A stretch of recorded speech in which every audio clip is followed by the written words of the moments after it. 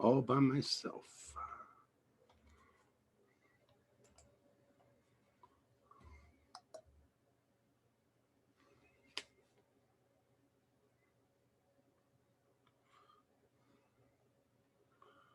Cross-eyed, weird.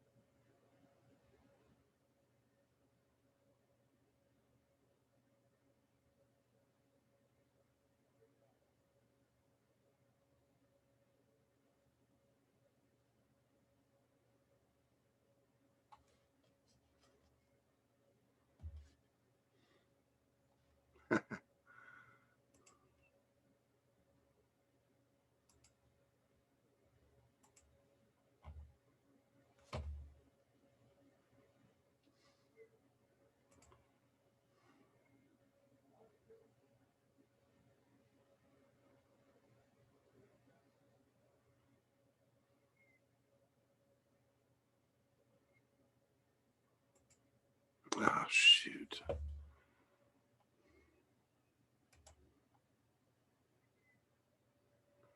Yeah. I got to admit everybody automatically. Hi, Joe.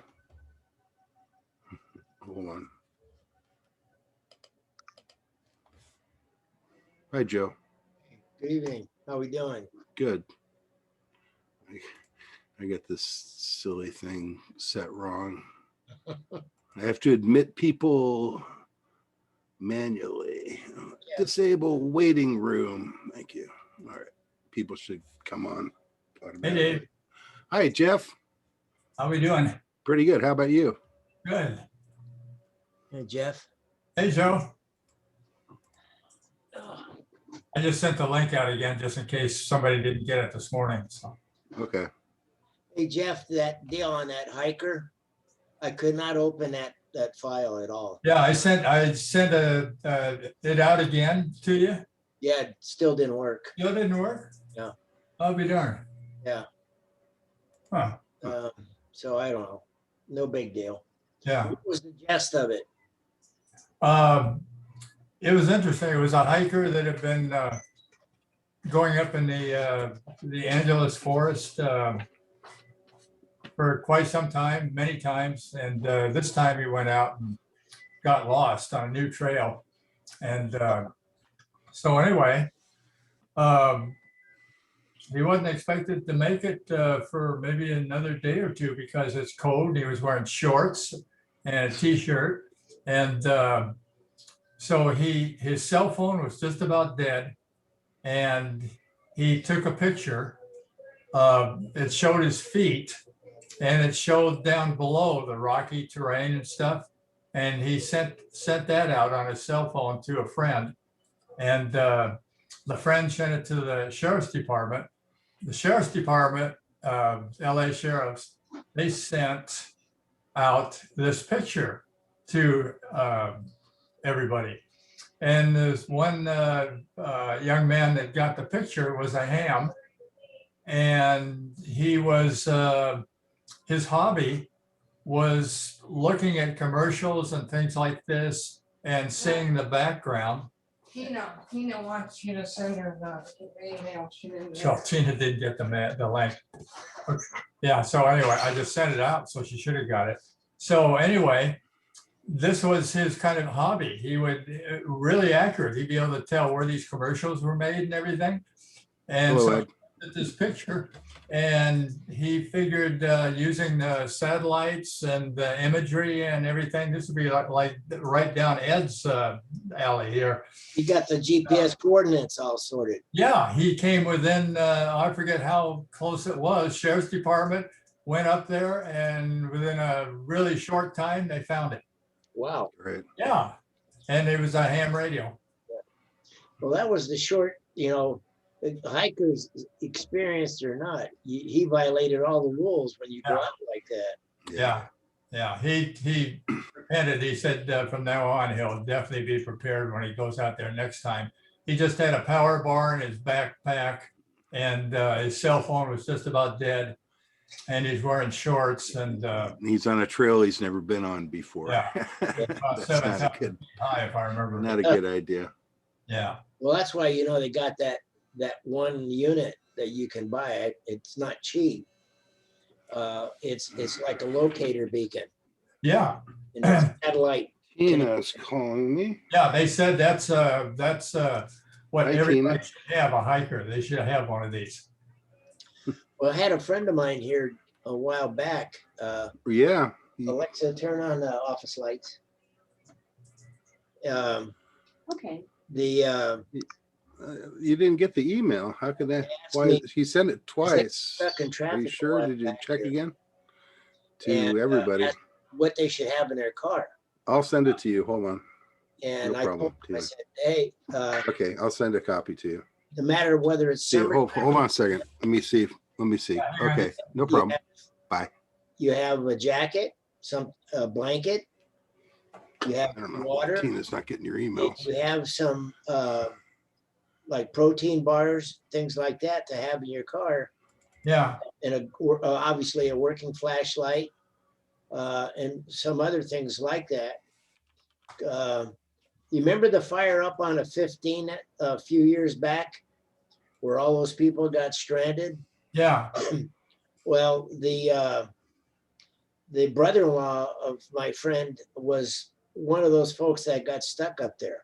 Oh, really? Wow. Yeah. And fortunately for him, they had stopped at the store up on the high desert on their way down, and they bought like a 12-pack of water in that. Oh, Dave, I just sent it to her again. I did too. Yeah. So anyway, She should get it. kind of interesting. Yeah. Things that you need to have in your car. Oh, yeah. Hey, Randy. Well, how Randy. do Hey, you Randy. do there, I know here. and Joe and Dave?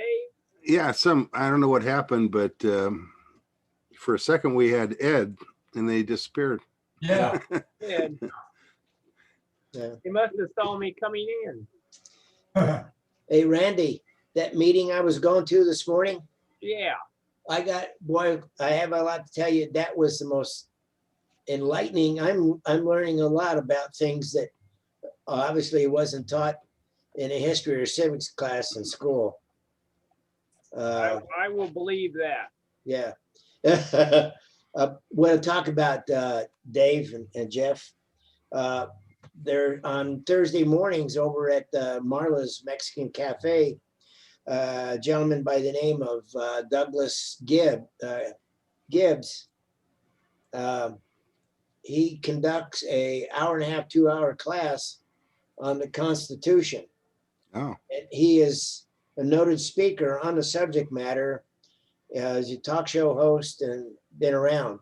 Wow. And today we were doing Section 9 of Article 4 of the Bill of Rights. Boy. oh. Next week we'll do Section 10. Huh. But it is really, really an eye opener on our Constitution. Yeah.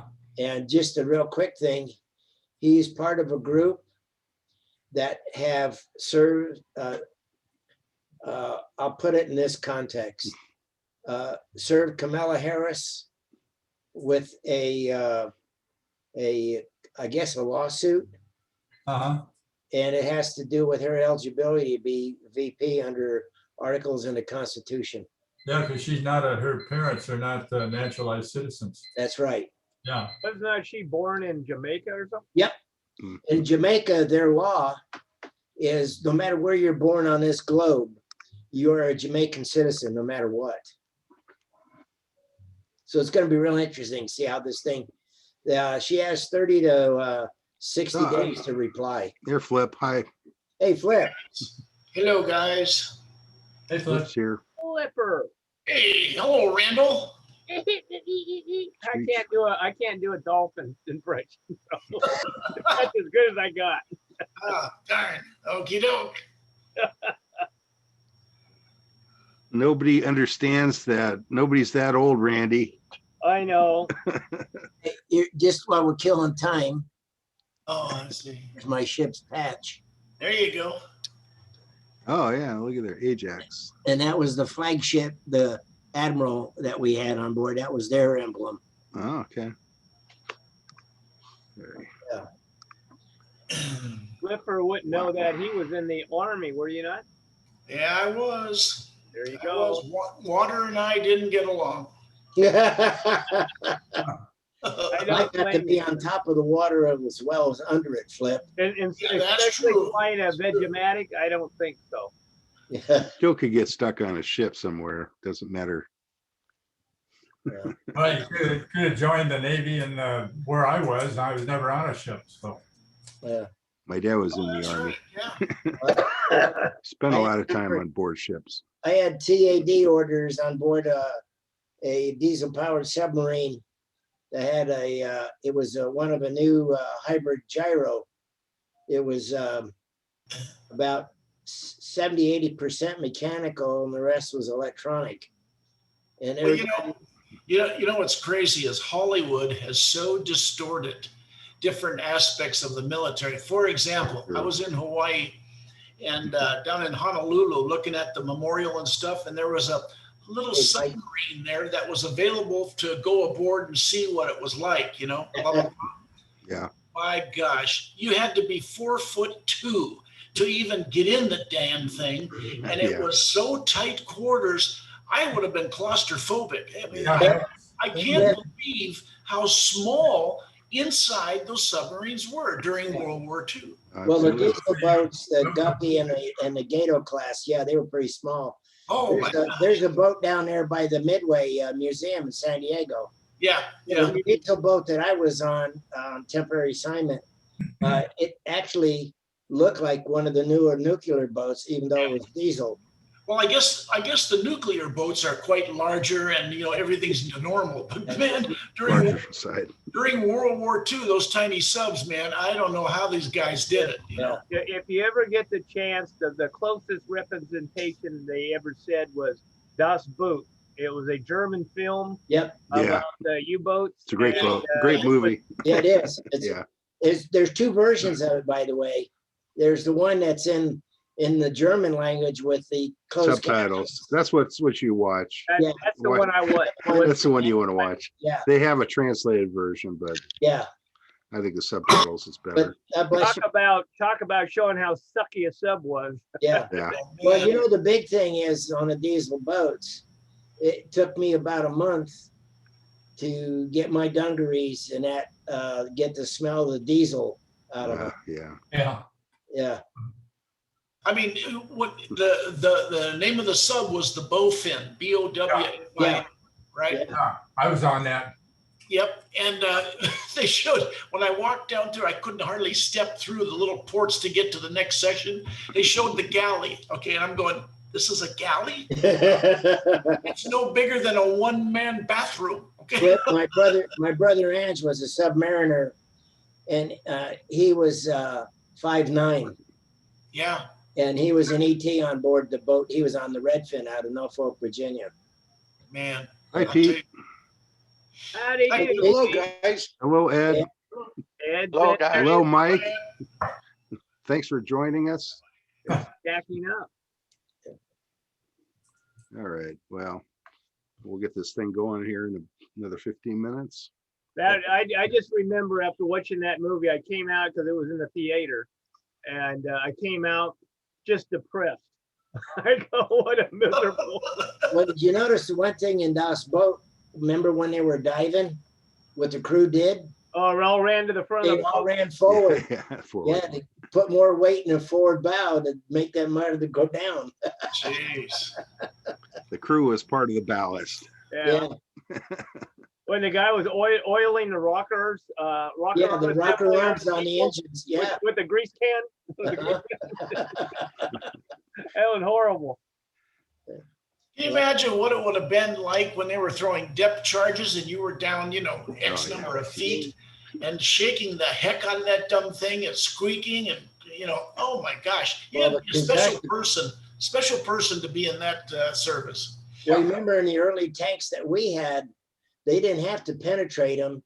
All the anti-tank weapon had to do was hit the side of it because of the riveting they used. It was like a shotgun blast inside the thing. When they hit them, it would shear the rivets. Yeah. Man. Yeah, sounds like fun to me. Yeah. Yeah. Something you just want to do. Can't wait to do. Well, I slept in the, How come we haven't seen Tina yet? We'll skip over Tina. my sleeping quarters was right near the gyro. Because for the 2 weeks I was on board that boat where we're doing operations down there along Midway. There's Megan. You got The Megan? DJ. DJ? Tina. Hey, there's Tina. Yeah. Just M. There's Tina. Hey, Also Tina. known as M. Hi, Tina. Glad you made it. Does your microphone work? Say hello. I think it does. I think we can hear you. No, there's no. Yeah, we can hear you. We hear you. Hey, if anybody's interested, somehow or another, I got an extra field day diary book. If anybody wanted, you're welcome to it. Tina took off. I don't know what happened there. Lost her video. She muted and her video went away. I don't think Who she is thought M? it was working. Hey, Pete, did you guys conduct a VE test up by Patton Hospital, or is that somebody else? That's another group. Yeah, Tina's coming in I had on a different. a technician I met when I was in the hospital a few years back. Earlier this year, he got his tech license, and this past weekend, he was over at Patton. You're on he here passed twice his now, general. Tina. Yeah, isn't that the San Bernardino Club? I don't know what the name of it is. I don't remember it either, but I think that's the San Bernardino Club. Yeah, I think it's CBRC. Yeah, that's it. C-Bar C. She's got 2 Zooms going now, and the one with the microphone working is the one she's not using. So, Of course. so we're not going to hear Tina. We heard it a little while ago. Yeah. Oh, she it's was- working, and then she. Well, I she see a started mute another on the one. She got a mic muted. Thanks. She's got 2 Zooms. I don't know why. Say something, Maria. It's not going to work. It worked earlier. We can. I don't think she can hear us. No? No.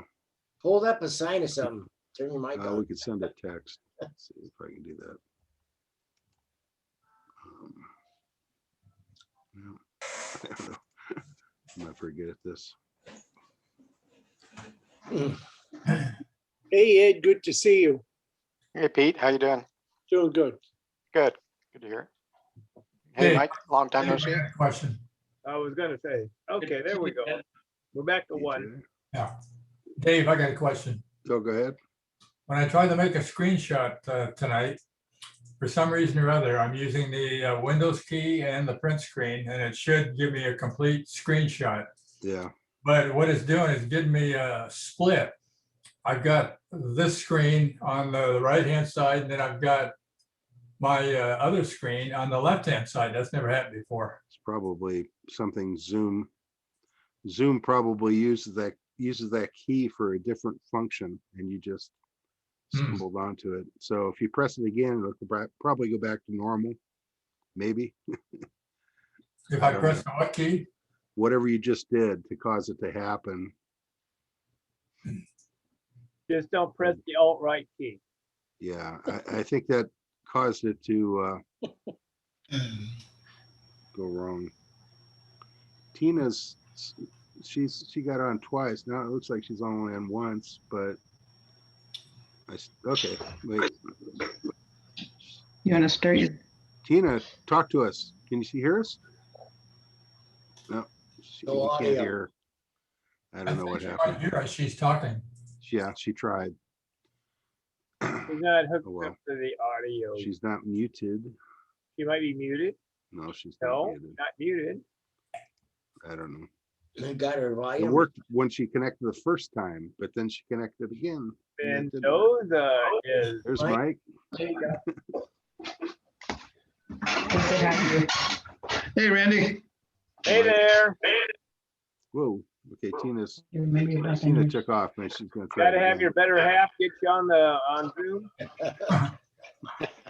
Yeah, I was jacked up there for a while. All right. Oh, you got a pretty good crowd My now. Zoom had zogged. So DJ, did you forward the information? Yeah, I called him and talked. Okay. He has. You're good? Yeah. Cool. Hey, DJ, Yeah, with the craziness in the housing market, you must be busy. I have been real busy. Trying to get people to accept the offer is the hard part. Yeah, There's not enough houses on the market. getting into bidding wars. Bidding wars, yes. Yeah, About $20,000 over asking price if it's a four bedroom or 5 bedroom. Wow. Unbelievable. people moving out of the city. Are or you something. doing real Sorry, estate now, that's right. DJ? No, I'm doing home inspections. Oh, okay. Is the resale inventory that low? It's low. Even my brother even sold his house and he's moving out of state. And he had, I think, 13 offers within the first day. Wow. Where's he moving to? St. George. St. George. Yeah, I know another guy that moved to St. George about a year ago. I have a house next door. The lady passed away and her kids were selling it. Okay, so they totally spruced it up. They had a 1-day open house and about 5 or 6 couples, whatever, came in that night. They sold the house. Yeah. Wow. Unbelievable, man. It's just people are buying like crazy. Yeah, usually there's like at least a half a dozen or a dozen homes in Sun Lakes for sale, and now there are 0. Yeah. Yeah. It's I had unreal. a house- It was on the news tonight that you can't find a moving company anymore. They're all totally booked up. Wow, Jeez. that's crazy. I think UCall charges 5 times the amount for leaving California as than coming back into California. Yeah. Yeah, I can Oh, bet wow. you. They say for everyone that comes into California, 5 to 10 leave. It's cheaper to go buy a car trailer, fill it up, go use it, and then sell it once you're done. Yeah. Wow. Can't rent them, I guess, huh? Oh, Well, you I can- guess they're having trouble keeping vehicles here because everybody keeps renting them and take them out of state and drop them off. So You know, rents are skyrocketing also. It's crazy. yeah. I came from. thank God there's no inflation. Asheville, no, Greenville, no. That's bizarre. Franklin. We had friends that visited us about a couple months ago from Franklin, Tennessee. And they put their house up for sale and they had cars literally lined up and down the street. You're kidding? Seriously? Really? And the people, most of them were from California. They were Oh, no kidding. bidding this house up in Franklin, Tennessee. Wow. Wow. Well, you know, when my wife and I sold our house in Rancho, we sold it in 1 day, and we had 5 offers, and the one that got it, they came in with cash, absolute Wow. cash. Huh? Gee. Yeah. Chinese. No, well, the guy was a software engineer for IBM, and his wife was Asian. Oh yeah, see, told you. So, wife was Chinese. Yeah. That was Well, It's Yeah. not, I'm not gonna make any assumptions. I was looking up in Idaho, and old crappy 1950, 1960 homes are going for $250,000, $300,000 up there. Yeah, my stepdaughter just moved up to Utah earlier this month. Her husband's working for a logistics company up there now. And they bought a 4,100 square foot house for about $380,000. And they sold their house in Glendora for $918,000. My God. Yeah. And there was a bidding war for that. Gee. Yeah. The place where I grew up, my first 5 years was in Van Nuys, and I looked at it on Zillow one day. This was probably 4 or 5 months ago at least. And thinking, it's a tiny little place, maybe 1,200 square feet or something. They had added on, but it was really small and it's in a very dense area. Not far from LA. Well, it's well over $1 million. Yeah, a couple of years ago, I had a friend sell their place in Altadena. Just a little home. They had it nice. I mean, they remodeled it and stuff, but it was well over $1 million. I forget what she said they I got. can't remember. Something like 1.1 at the time. Yeah. It's probably the more condo now. that I had, I don't know.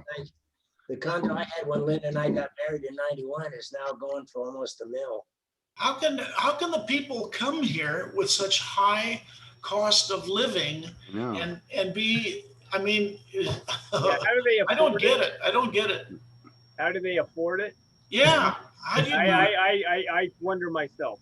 I see we have our presenter here, DJ Oh, Rich DJ. Royce is trying to get on, but he's He got doesn't no. have any audio.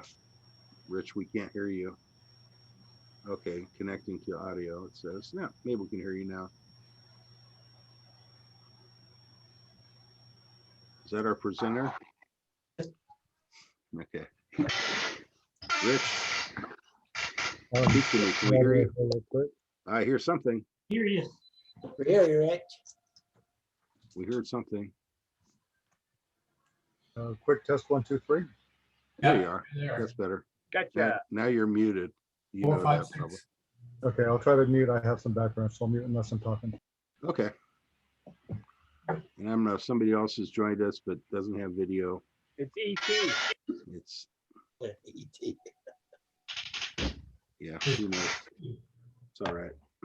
Extraterrestrial, ET. Yeah, I always wonder what his middle name was. Now I know, 5227. Yeah. And then the ST stands for Star Trek. Remember, we had the person that visits, that comes to the meeting every month that doesn't have a picture or audio, and he'll text periodically. It's a mystery guest. So maybe that's him. We'll find out soon enough, I guess. Doesn't matter. There we go. Oh, Look at there. It's Earl. it's Hello, Earl. Earl. Hey, Earl. Hey, what Earl. do you do, Earl? Nice to see you. You should know E.T. Earl Trout. Man. Oh, whoa. All right. You got ET and you got WT. Joe's We have Wild Trout. Tina's here. I don't know if we can hear her. I don't think so. I'm not seeing video. I'm not seeing audio. Oh, maybe. Hey, Who can Earl, talk? I don't see Edie doing backflips behind you. She had to go to her daughter's place to take a shower because we have a shower tub. And she's got to walk in. Oh, Safer. Yeah. but Makes sense. I was on C4 FM and I talking to Sydney, Australia. oh, Wow. I was in Sydney once. It's a pretty city. I was gonna ask how Sydney's doing. Some place I've never been. It's got a house of green lights. It's a filter. We Yeah. got about 1 minute and 10 seconds. Hey, there's Seymour. So the way it works during the presentation, we're going to mute we'll ask that everybody mute their audio. If I hear people make a noise, I'll mute their audio, just so we can hear the presenter. And I'm not sure, we're going to do the presentation first. Rich, do you want to, we can allow you to proceed ahead of schedule if you don't want to wait through our, I don't know, 30 minutes of meeting. It's up to you. Well, I am on call and I'm expecting a phone call. We might get a call out here. In the Okay, next we'll let you go ahead then. If That you don't sounds, mind, I can get going. yeah. That way I make myself available to the okay, call. it sounds good. So we'll go ahead and have the presentation first. Okay. And it's about ready to start. Got 5 seconds, technically. At I'm least according going to my mute. watch. All right. All right, welcome everybody. This is Dave. I'm KD6JZ, and this is the SPARC, the San Gorgonio Pass Amateur Radio Club General Meeting for March. And we meet on the fourth Thursdays each month, 7 p.m. And now we're doing Zoom for obvious reasons. And we see who's here. We have a pretty good crew. We got 16 at least. If my calculations are right, 4x4. There's Bill. Some people pop in, pop out. That's all right. All right. Okay. Normally we start with the pledge. It's very difficult to try to do in unison, we've discovered, but we try anyway.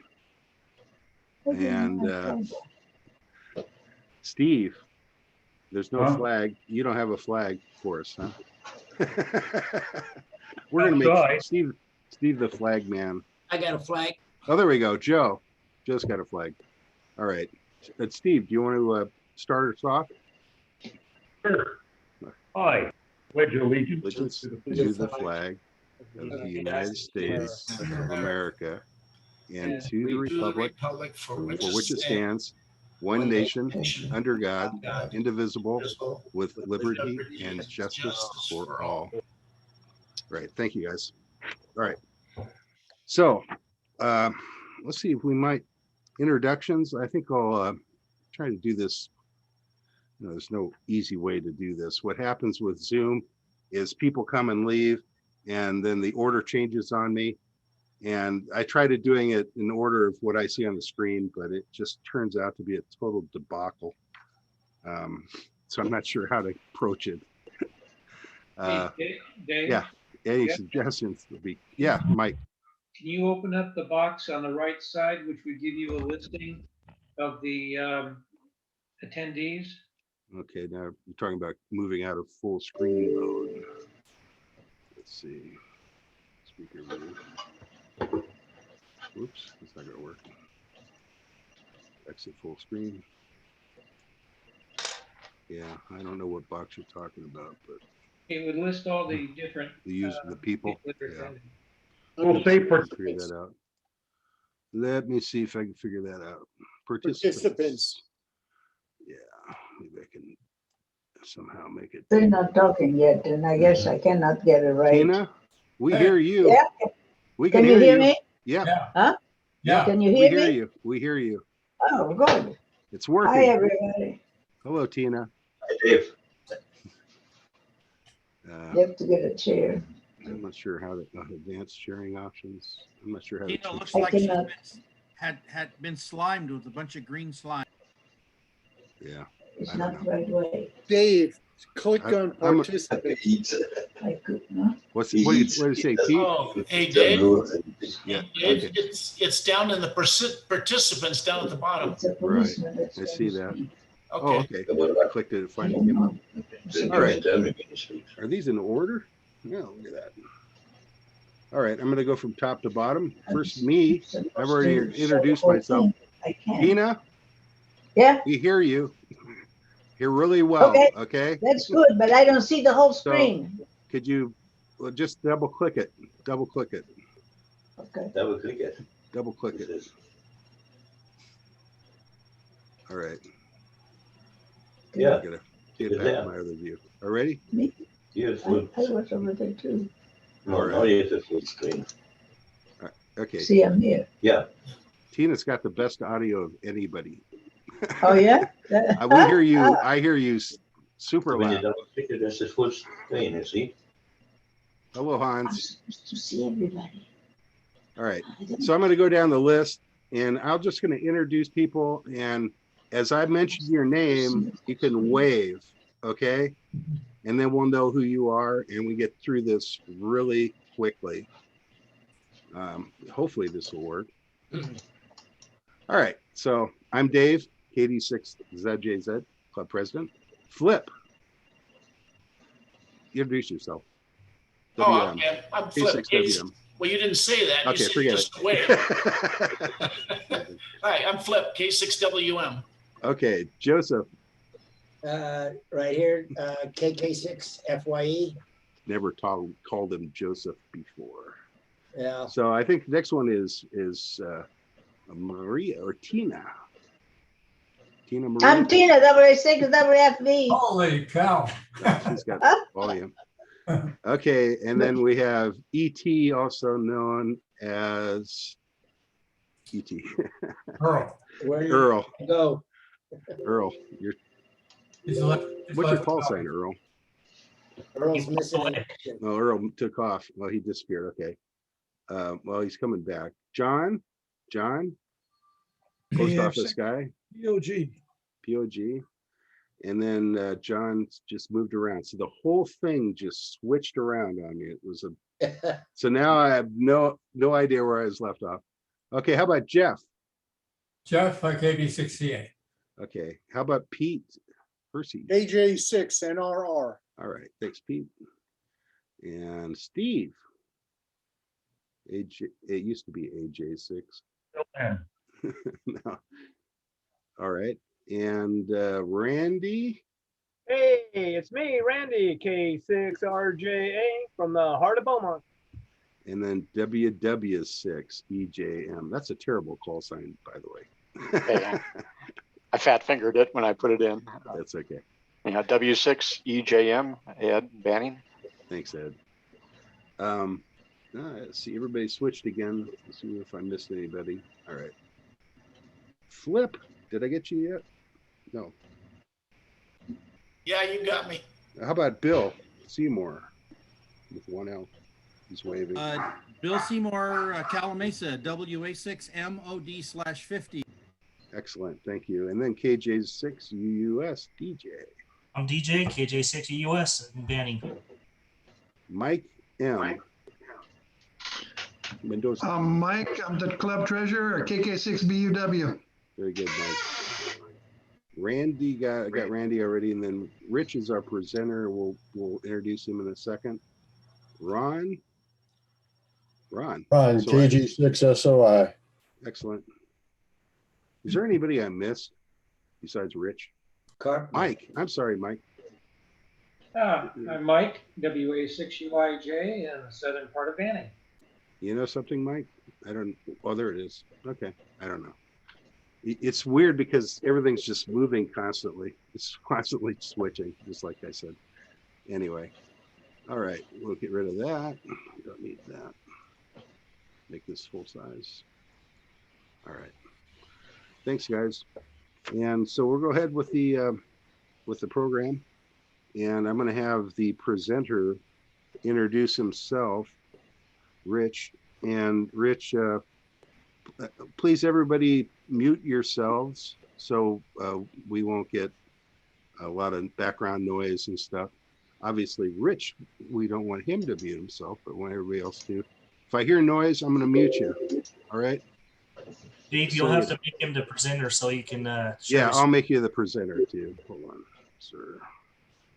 Here we are. Spotlight. Okay, that's cool. I can do that. Oh, yeah. Now you're a spotlighter. I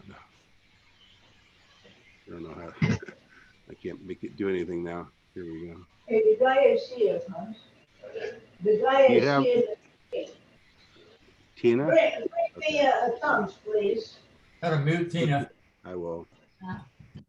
Whoops. I got it. Oops. All right. Sorry, Rich. I'm trying to figure this out. Share No worries. screen.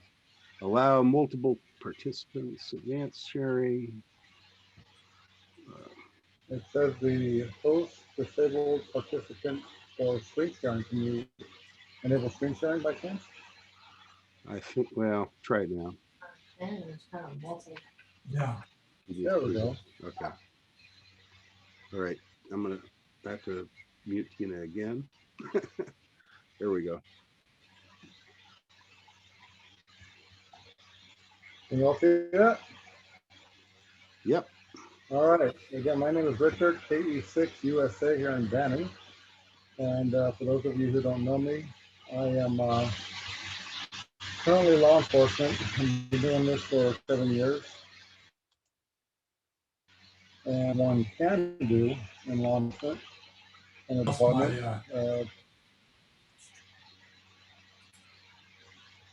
Say again? Okay. Like I said, done everything, patrol, field training officer, detective, canine, narcotics, SWAT, hostage negotiation, background training. Currently, I'm the sergeant, the watch commander. I've been in court several times, testified as an expert in a multitude of things, primarily fraud, counterfeit currency, etc. And I got a pop quiz for anybody out there. Does anybody know one crime in America is today? Not vehicle theft, that used to be, or not. Identity theft is the number one crime in America. Specific reason for that. And I got some bad news for you. Social media is mainly to blame right now. Whether you get social media or not, have social media, specifically Facebook. Facebook got caught red-handed in capturing data they weren't supposed to capture, to include all the applications with contact lists, any information that was contained within your contacts. Social media and your friends and family do. Your contact, however it's listed in that person's device, was available to Facebook. And unfortunately, Facebook recently had a hack. 500 user hack. 30 million people, 340 million US, so you can bet there's a lot of their info stolen. Depending on what your friends or family contact list, they would have access to your birthday, your phone number, email address, that. You've probably seen an uptick already. If not, you will, in fake messages, junk emails, etc. Fault of your own, your information is out there. Bring this to our phone. You've probably been getting a lot of fake phones. Yeah, he's freezing up. Arrest costs a lot of money. We're going to give you, we're going to put a warrant out for your arrest. Another big one that we're seeing now, again, there's either a warrant for your arrest or somebody that you know sent money to bail them out. Those are all, people are getting phone calls now from banks, or I shouldn't say banks, people pretending they're banks, pretending to be from Microsoft, pretending to want updates for virus program, pretending to whatever, social media account, Google account, Apple account, those are all scams. Computer repair, viruses, even my favorite one is auto warranty. They keep calling you and say, hey, we noticed your car's out of warranty, give us information, we'll send the warranty for you. Problem is, those companies, they don't exist. Also, lottery, inheritance, send us this money, we're going to give you, you're part of a lottery overseas, to collect the $5 million, just got to send us $5,000 to get paperwork started, we'll send you the rest. Those are all scams. We're seeing an influx of on cell phones now. Have some strange contact info, those or not, are directly linked to malware that they can actually put on your phone without you doing anything. And once they have your phone, they can access all the apps on your phone, including bank accounts and bill pay and all your contact lists, etc., etc. So that's a bit of a problem. Emails, yeah, that's a big one too. You're going to be getting a lot of fake emails. Email phishing is something a lot of people don't realize, that when you get an email that says, hey, we have a public Amazon account, click this link and you can look at the activity. The problem is they'll have an actual Amazon.com link and it'll take you to a page that looks just like Amazon. If you look real closely at the URL account, the address up in the upper right-hand corner or left-hand corner,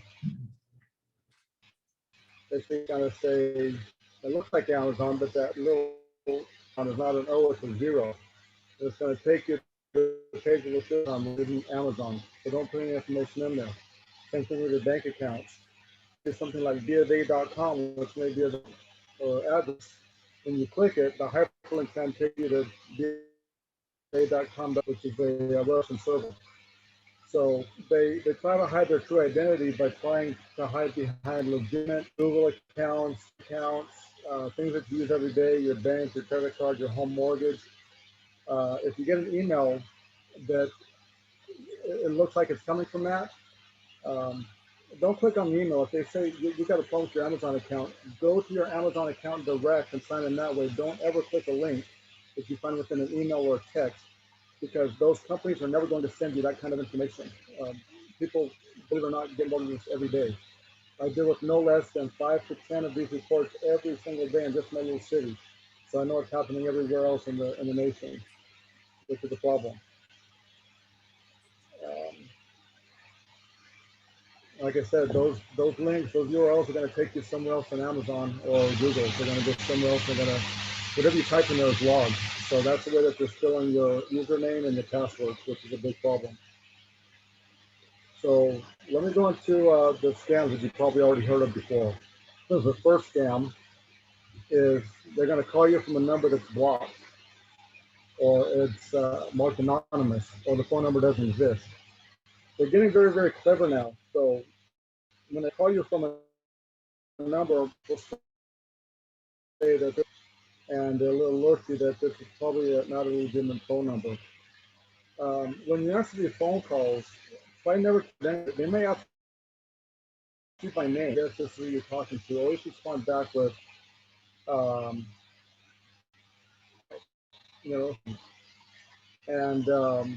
they'll act like they know you because they'll have a lot of your personal information. They'll know your name, maybe the city you live in, the place is on the dark web.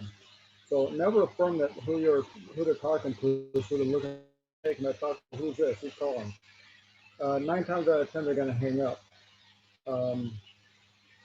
They're getting very clever, so they're not disguising their numbers anymore by hiding them because they don't go through. You can block those numbers, but then they just create numbers out of thin air. I got a call yesterday from Walgreens here in Beaumont. It was an actual pharmacy number from Walgreens, but it was a scam alert. The person that phone contact is a legitimate number. They're using numbers that you think are legit. They'll mask your prefix, they'll mask code to make it seem like it's somebody that you know, it's local that you should know. And that's what the talk to these people. Try to get access to your computer. Another scam will start off, and there's a problem. Your warrant antivirus. We need to remote into your computer so we can take a look. What they're doing is they're locking you out of your computer. They're pulling out all of your files. They're looking at your internet history. They're gathering keystrokes to use to run the sensitive, bank information, mortgage information, things like that. So they're always going to want to try to access your account. And we're very convincing because they get away with it. They want to say, hey, you know what? Your antivirus, what we're going to do is we're going to refund your $160, but you need to let us count. So people log into the bank account, they'll put in $5,000 and say, oh, we overpaid you. We're going to need you to back to us. Well, the problem is they never put $5,000 in. And people are letting them reverse the $5,000. And once they're in your bank account, they drain it. Hey, Rich. And there's no way to track them. Hey, Rich. Yeah, I just wanted to let you know, I actually work in the computer industry. I actually have my own business where I help people locally here in Sun Lakes mostly. And one of my customers is a 93-year-old lady who had that exact scam you just mentioned with the antivirus software. She got an email saying that she had been billed $299 for 5 years of Norton antivirus. And she was, of course, quite concerned about that, of course. And she called them right away, unfortunately, using the number on the email. But good thing, she figured it out before she actually got scammed completely. He did take over her computer. I ended up having to rebuild a computer from scratch just to be on the safe side. And we had to go deal with the bank. And she had to deal with the bank, and even because we were afraid maybe she had some, even though he didn't get any of her money, they might have gotten some of her account information. So they had to, of course, turn her account upside down and give her a new account. But just want to let you know that that's totally valid, absolutely true. And people should never believe anything they see in email. I mean, even if it looks like it's real, I'd question it. I would double check the phone numbers and everything else. So you're right on the money there, Rich. I'll go ahead and let you take over. Yeah, thank you for that. And that's awesome that you didn't fall victim, that you caught it in time. But like you said, once they're in the machine, you don't know what damage is left behind. So it's good to scratch that, kill everything, start all over again like you did a fresh box. And I'm thankful she didn't fall victim. Unfortunately, she's not the majority. Most people we deal with, they can drain their account, savings, checking, everything. And again, that email, right? The email is valid. Of course, there's a phone number in there. Hey, call us.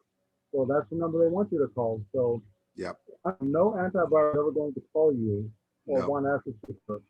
No kid's ever going to call you or send you an email. You need to log into our system. Yeah, you want to make sure you look up the number individually, or at least on your own if you really want to call them. And chances are it's a scam. I would say more times than not it's a scam. And it's interesting you mentioned that email pwning, what you're talking about with Facebook, because I hadn't heard that one, but I do know that almost everybody. I don't know if you know about that website where it's have I been pwned? I think it's called, where you can enter your email address and it tells you whether or not it's on the vast array of emails that have been hacked, or at least the information is out there as to the email being legit or whatever, because it was on a list or on a system that was hacked, be it Facebook or any other giant service. I don't know. There's a huge hack with Home Depot, for example. There's a huge hack with a lot of other big companies that they don't even admit to it. Really, you don't know about it unless you find out about it later. One thing that I suggest is you change your email every so often. And I'm a computer nerd. I've got 24 email address. I've got hundreds of email addresses. I have my own domain. If I create a new Facebook account, I have a new email just for that, because I know it's going to get lost, and that's the way I avoid it. But it's maybe going a little extreme. But hey, anyway, go ahead. Sorry, go ahead, Rich. Oh no, by all means, your email is not the only thing that they get during scam. Facebook got hacked, CRW got hacked, like you said, Home Depot, Walmart, their information got hacked. Now they claim they don't get credit card information, and part of that's true, and one reason is why. Again, they'll ask for your credit card number. Never give credit card numbers to anybody. There's no need for it. And I'll tell you why. Your credit card that you have right now has a chip on it. That was required a few years ago. All the ATMs and all of the retailers are supposed to have chip readers now, and there's a reason for that. It's because all I need is your credit card number, the expiration date, and your security code in the back, and I own that credit card. That credit card number can be used for anything. What the chip does is it never shares the credit card information. The chip generates a random, one-time use only code that can only be used for that transaction, and it doesn't work anymore. So the way the law was written is that banks have to issue the chip and merchants have to have chip readers. If you had a chip card and the merchant didn't, and you got hacked, the merchant was responsible for all the fraud on that card. If the merchant had a chip reader and the bank didn't give you a card, then the bank was on the hook to reimburse you for all the fraudulent charges. By now, every merchant and every bank is issuing a chip, and they have a chip reader. And that's why that chip is there. Again, it creates a one-time code that's good for that one transaction, and nobody ever gets your card number. So there's no reason to give anybody a card number. Treat that like your social security number. Don't give that out to anybody. Also, these scams, I love them. If you got a warrant for your arrest, you got to settle your debt with the IRS, you want to buy something, they never ask the cash or your credit card number. What do they want? Hey, can you give us, go buy a Google gift card, or buy an Amazon card, or buy me an Apple card, scratch out the number, give me those account numbers, and we'll call it even. Nobody is going to ask payment in a gift card. But people get scammed, literally, I read one the other week, $10,000. $10,000 in gift cards. They never got it back. There's no way to trace them. Also, Rich, never. just real quick, your audio is not the greatest. I don't know if there's anything you can really do about it because it sounds like it's an internet thing. Yeah, can you talk closer to the microphone maybe? Yeah, I don't know if it's possible. I'll try that. Anyway, just because I kind of heard what you said, but it wasn't real clear. But what you're talking about with the chip is that it creates a completely unique code and everything, and it's great when you use it in the store. Half a dozen ways to plug it in. Now you can plug it in. Some of them you could tap the card reader and it does the transaction. They've got all this new technology, but unfortunately online there's only really one way to give them the information, and that's the card number. So do you have an answer to that? I'm going to ask you that. Yeah, there is another. If you want to do online things, you can use something like PayPal. Yeah. PayPal will never give you PayPal is a good option. Anybody else. That's true. That's good. Credit card companies like PayPal because if your PayPal will reimburse you. If they don't, the banks will reimburse you. PayPal. One way of doing online without the use of a credit card. And you mentioned the tapping credit card. Now, in addition to that chip, they also have RFID built in, so you can just hold the card up to a card reader. Yeah. Be very careful on that. Yeah. They have wallets that have RFID shielding built in. They'll block it. Yeah. Or you can buy just a little card. It's called an RFID block. It looks like a credit card. It goes behind your credit card and blocks RFID signal.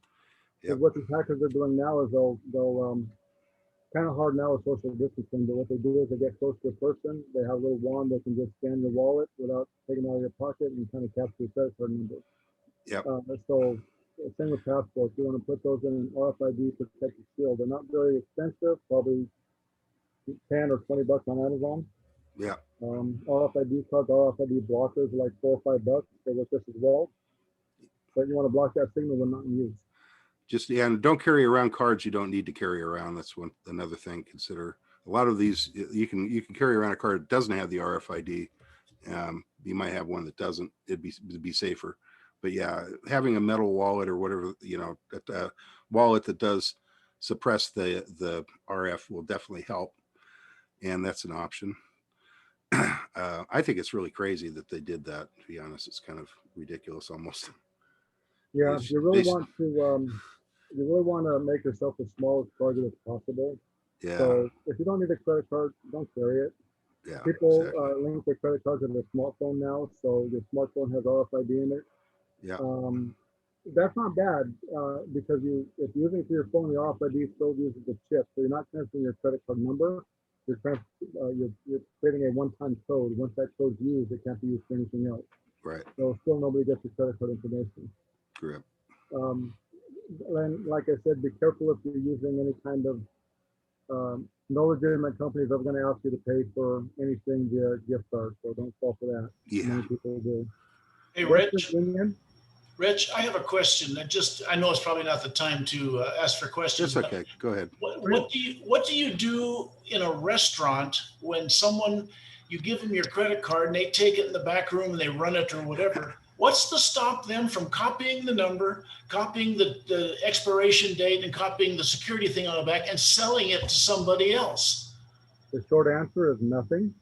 As a matter of fact, don't ever show me your credit card because I can look at it for about 2 seconds and I can read all 16 digits back to you. Yeah. And that's my memory. And when these waiters and waitresses take your cards, there's no reason for that. I mean, like I said, you want to make yourself as small as target as possible. Yeah. A lot of restaurants are unfortunately like that. They'll take the card, they'll take it to the machine, you don't know what they're doing with it, and bring it back. That's an unnecessary risk. So that if you do that, there's nothing stopping them. Yeah. And once your credit card's out there, it's very hard to trace back where it actually got leaked. We don't know if it was in a restaurant. We don't know if it was not an auto repair shop. Yeah. We don't know. We don't know. We catch people when we do. It's like killing an onion. They have 25 different IDs, 50,000 credit card numbers. Yeah. That they're just selling, or maybe they just bought them off the internet. So it's extremely difficult to trying to investigate. We lose billions and billions. That's a B, billions through identity theft and fraud, be it benefits, EBT, credit cards, banks, you name it. The other practical thing to consider is always remember to look at your statements every month. I know this seems like a silly, that's obvious thing, but you really want, because if you catch it in time, the credit card companies will usually, help you out. Well, one of the things that I found at work, I've had 3 of the Amazon hits this week, or between last week and this week. And I'll tell you what, Rich, they are looking so accurate. I even had to double take. That 0 was all fixed. Everything was just perfect, and a phone number. The only way you can really combat it is to go straight to Amazon on your own account. Don't deal with those people. Right. And if there's nothing on Amazon, then you know it's fraud. Just delete the damn thing. Right. Don't click a link in an email at all. Never click links in emails. Yeah. Yeah. Can I inject something? Go ahead, Joe. Couple of things. On all my cards that I have, anytime there's a use of a charge on any cards, I get a notice on my cell phone as well as my PC. Very good idea. Set up notifications for all your cards. Absolutely. Yeah. Yep. And I do use the RFI protection in my wallet. I actually got 2. I got the inner liner RFI, and then part of it is also I put a Faraday shield using foil. double check. Okay. Gotcha. Yeah, but I've with PayPal, I've had a scam with them where I got an email and it wasn't them, and I turned it over to them as well as with the bank on a couple of occasions. But when I get phone calls like you were talking earlier, Rich, by the way, which department are you with? Sheriff or local PD? PD, okay. Yeah, they what I do is I'll get a phone number of a call. It looks like one of my friends calling, and I don't quite remember the phone number. What I usually do is I county fraud department, and they hang up. So that's it. Thanks. There's an option. Okay, thanks, Joe. Go ahead, Rich. Let's go ahead and we'll let you talk a little bit longer, and we'll ask for questions. How about that? So go ahead. Yeah, sure. That's a great point too. Most of your credit card companies, your bank statements have the auto notification. So anytime there's a deposit or a charge, you'll get an instant email or a text message. So that's a great way on that, and knowing immediately if someone's using your account. The banks are doing that is because they're being victims. Yep. Definitely a good idea. And by the way, my number or West Union or any of those. But those are there's no way, and don't use insurance fee, find Dogecoin, everything else. Those are also untraceable. And I'll tell you what's frustrating for all of us in law enforcement is we have a hard time finding victims. The reason it's such a big crime and a big problem is let's say for your credit card number and they get $1,000. You call the bank, said, nope, I didn't charge these aren't mine. You call law enforcement. Law enforcement takes the report, says, yes, you didn't make this area. We file a report. Once the bank, they generally ring on the victim. The victim now becomes the bank. Bank refuses to prosecute. The bank will not go after any because it's not worth their time. No. They can make up that loss by, as you say, that's federal, but they can do it through bank account fees and checking account fees and all these other fees associated with bank accounts. They can absorb that into the stuff that they do on the back end that you and I will never see. At the ultimate end of the day, you and I are all paying for all this fraud because they refuse to prosecute. The only time they'll get involved is if it's overseas, which is even more difficult, but that involves Interpol and all of these and stolen is going overseas. Right. Every single phone call you're getting, I guarantee it's going to be somebody with an accent that you can barely understand. And if you can keep on the line long enough, which is a game that I play, every time I get a scam phone call, I have a bet with the guys I'm around who can keep them on the phone the longest before you start cussing after hanging up. Because I figure the longer they're talking to me, the less they else. And these guys know, call you by name. They know your number. They think they know your address, but in some cases they don't. but the phone call, once again, never sending an email that you don't know. Never going to tell you Amazon will never send you anything They'll about never call. Amazon or the bank or the card. Call the bank or credit cards red. Use the number on the back of your card. That's when I wouldn't even Google, hey, what's the number to B of A? Because you don't know if that's going to be a legitimate B of A number or a safe number. Look at the prime example. I'm getting a potential scam call. Let me answer this. Hold on. Hello? Hello? Good evening, this is Chanel calling from the American Red Cross Blood Center. Thank you. Also, that was a legitimate blood bank call. Okay. Yeah. But I was hoping I would get a live one here again tonight. Want to give me an extended warranty on my car, or let me know that I'm being audited by the IRS. Still got to take care of that warrant that's been out there on me for about a year now. I'm not going to pay anybody in this. So anyway, where was I? So how do we protect our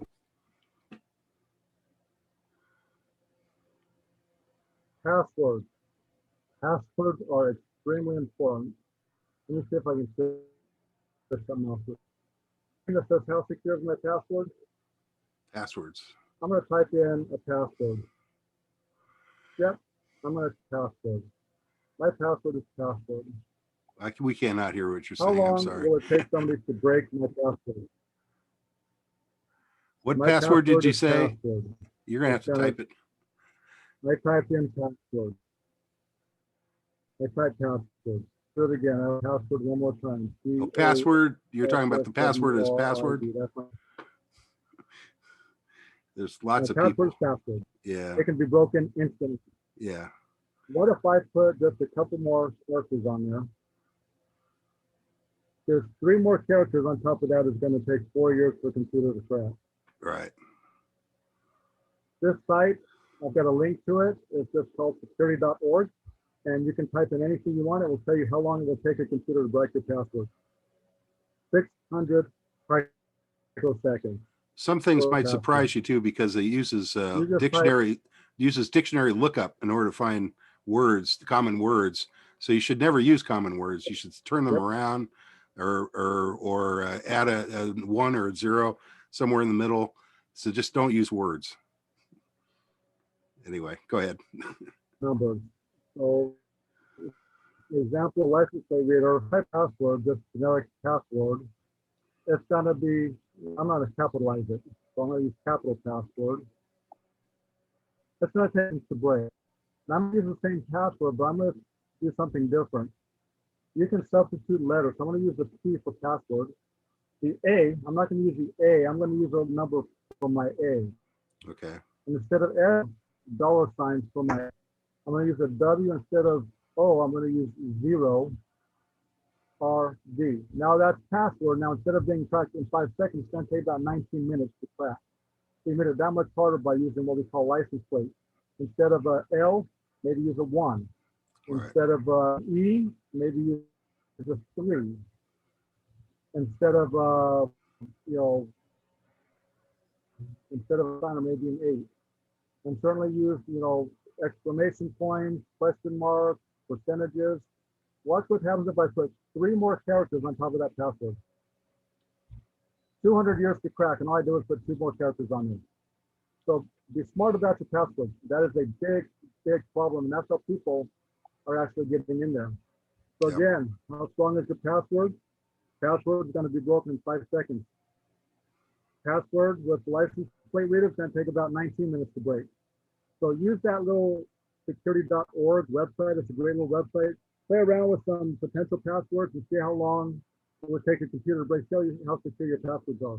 That's going to be a big, and change your passwords often.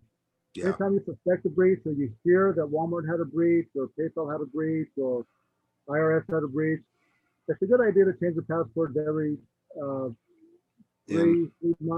days to 90. You didn't mention the big one, Rich. Never use the same password twice.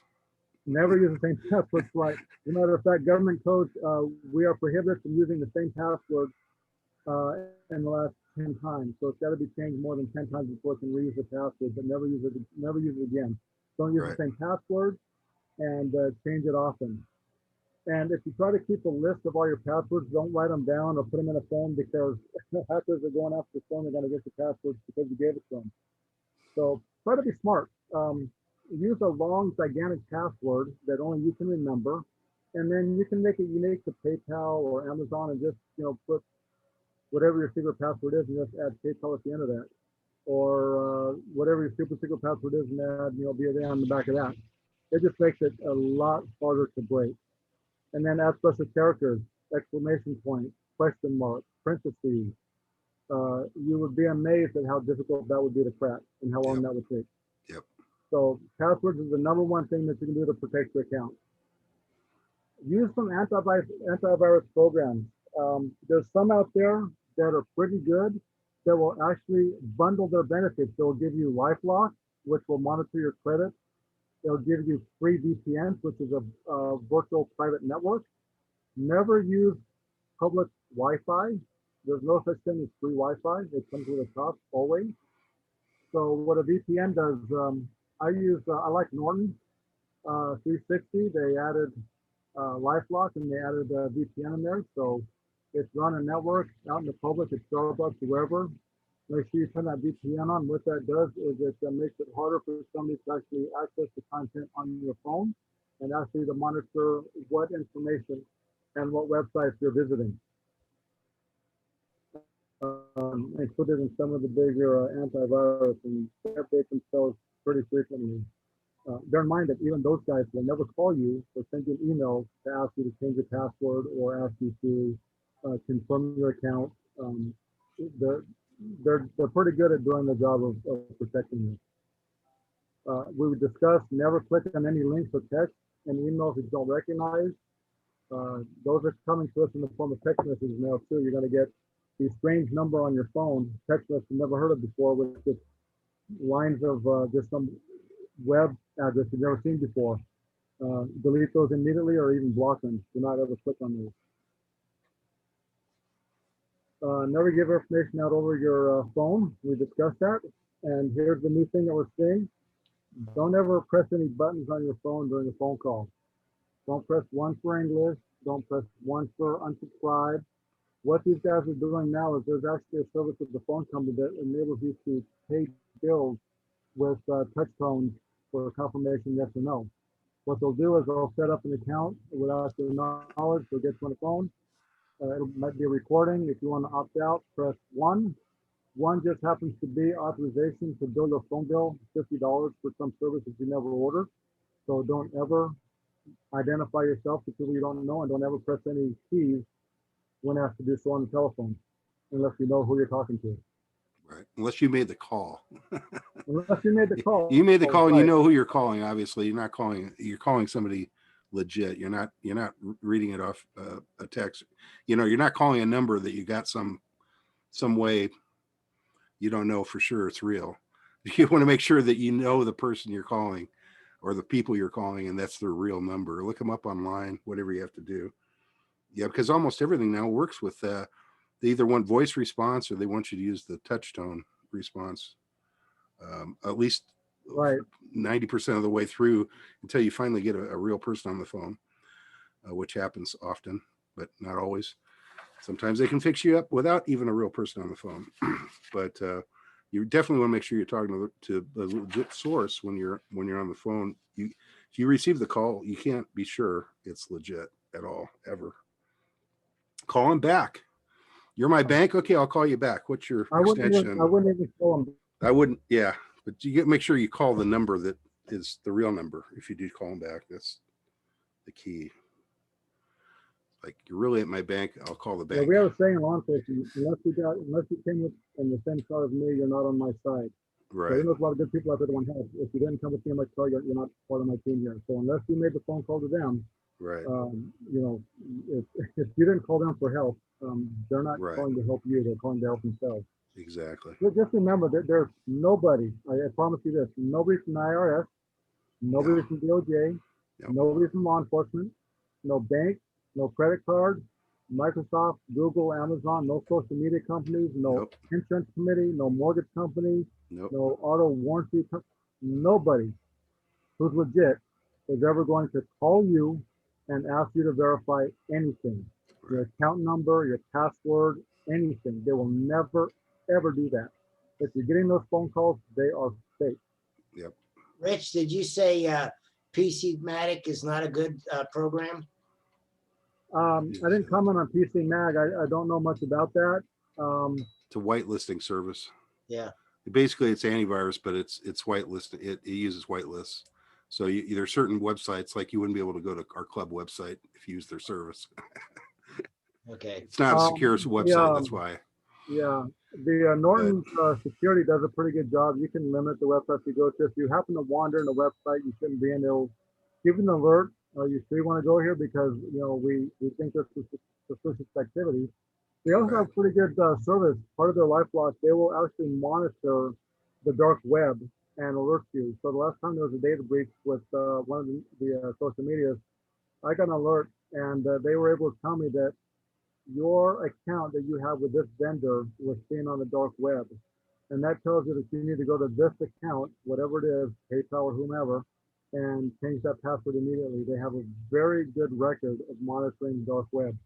And you'll get an instant alert whenever they find something suspicious, whether it be an email that was leaked, a password that was leaked, an account name that was leaked, or address that was leaked. They do a very good job of monitoring that, and it's all included in their regular service for the antivirus. I'm not plugging Norton. That's just one that I happen to use. There's plenty of them out there. Do your homework, whatever you feel comfortable doing, but make sure they have the ability to scan not only your web activities, but also your emails coming in. Make sure they have some kind of thing, some kind of app for your phone, right? They should be able to have antiviruses for your phone, VPNs for your phone, as well as your desktop or your iPad. There's a lot of good ones out there. And just like you're monitoring your bank statements as they come through, it's a good idea to get a hold of one of the credit card, the credit reporting agencies, your Experian or TRW or TransUnion. They are required by law to give you 2 reports free year. A lot of them do it online. They can do hard copies. They may charge you, but you want to stay on top of that. That's when people realize that, oh, I've never had this credit card. It's been open for 2 years until the bill collector comes on your door. We're starting to see it myself, but I'm hearing a lot of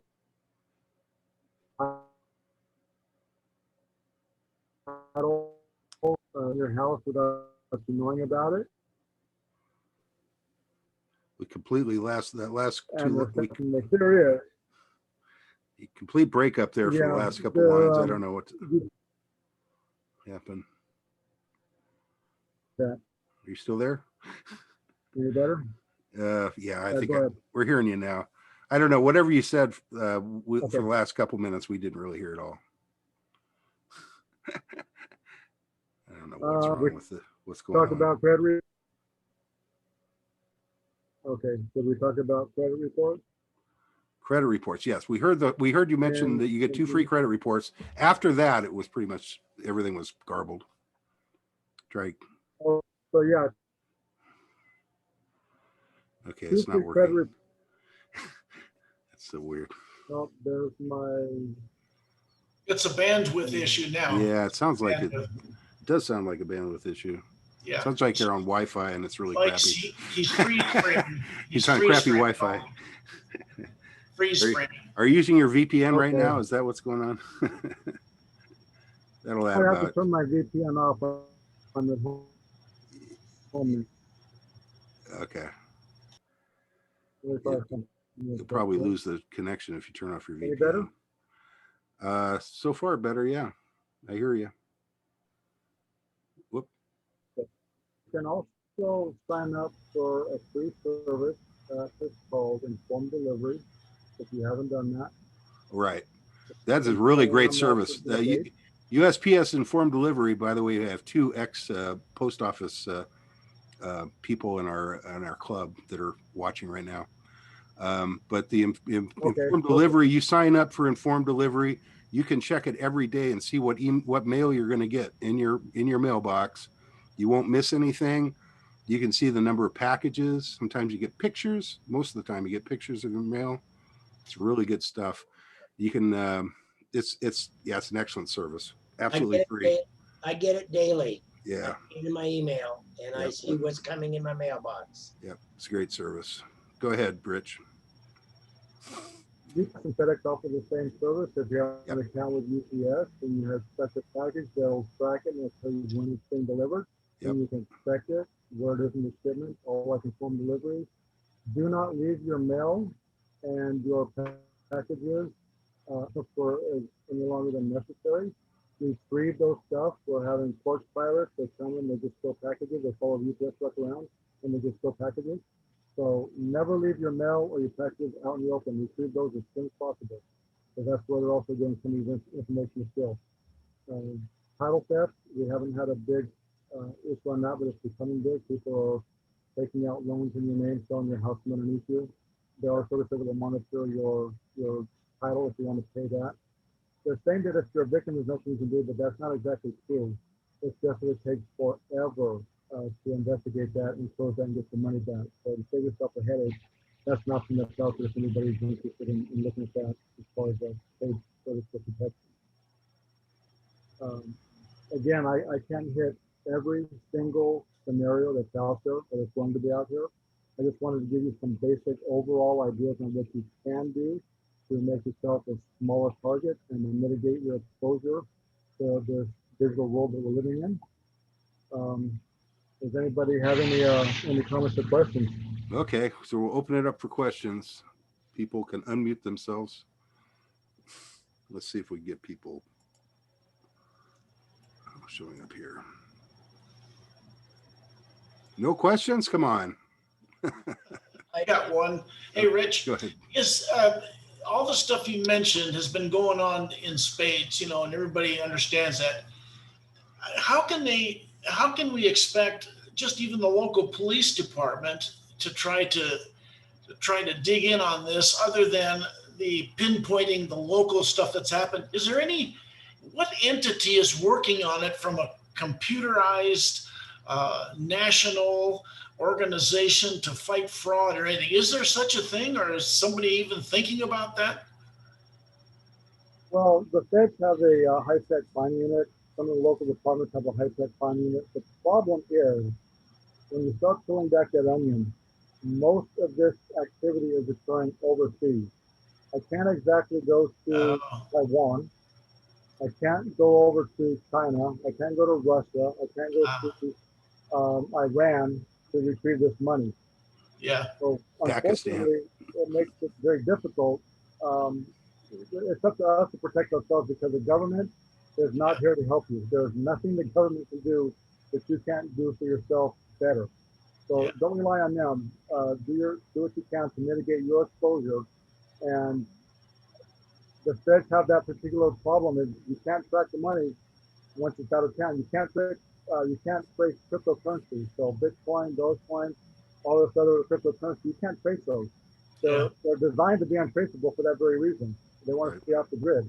So you can buy all kinds of weapons, drugs, people. You can buy all that on the internet without anybody knowing about it. And the feds are having a hard time keeping up with that because it's all encrypted. Yeah, good point. Good point. True. Okay. Any other questions, guys? On your password, you said about every 30 days we should be changing the password on all our accounts.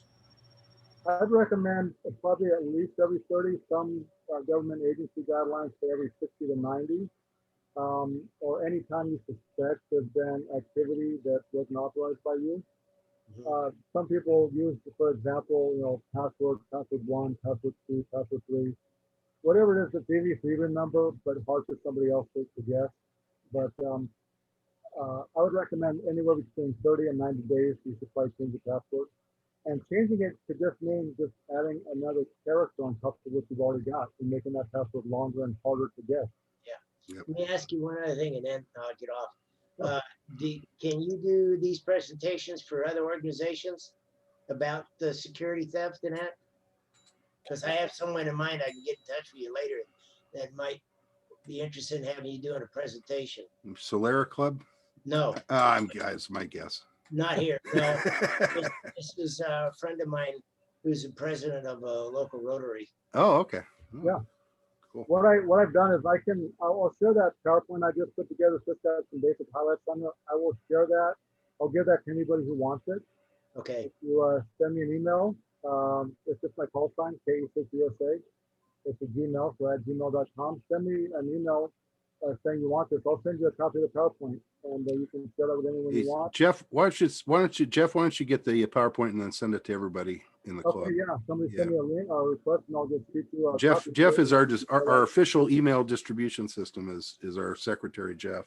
Okay, yeah. He'll BCC it to everybody. So perfect. Yeah, that'll work. Yeah. Good presentation, Rich. Thank you. Yeah, thanks for that. Yeah, very good. Oops, so sorry. Good information, really good information. Very enlightening. One All right. question. Oh, we have another question. So go ahead, John. I think it was. Yeah. What security program did you say included LifeLock? Norton. Right? It's semantic. It's called Norton, Norton. Norton. Oh, yeah. Norton Security, right. Norton bundles with the subscription of Norton, they also give you LifeLock and they give you a free VPN. And depending on which one you buy, it'll protect up to 5 to 10 devices. So you can put that program on all your computers, on your iPads, on your cell phones, 10 friends or family members. You get 10 licenses, up to 10 licenses with Norton Security.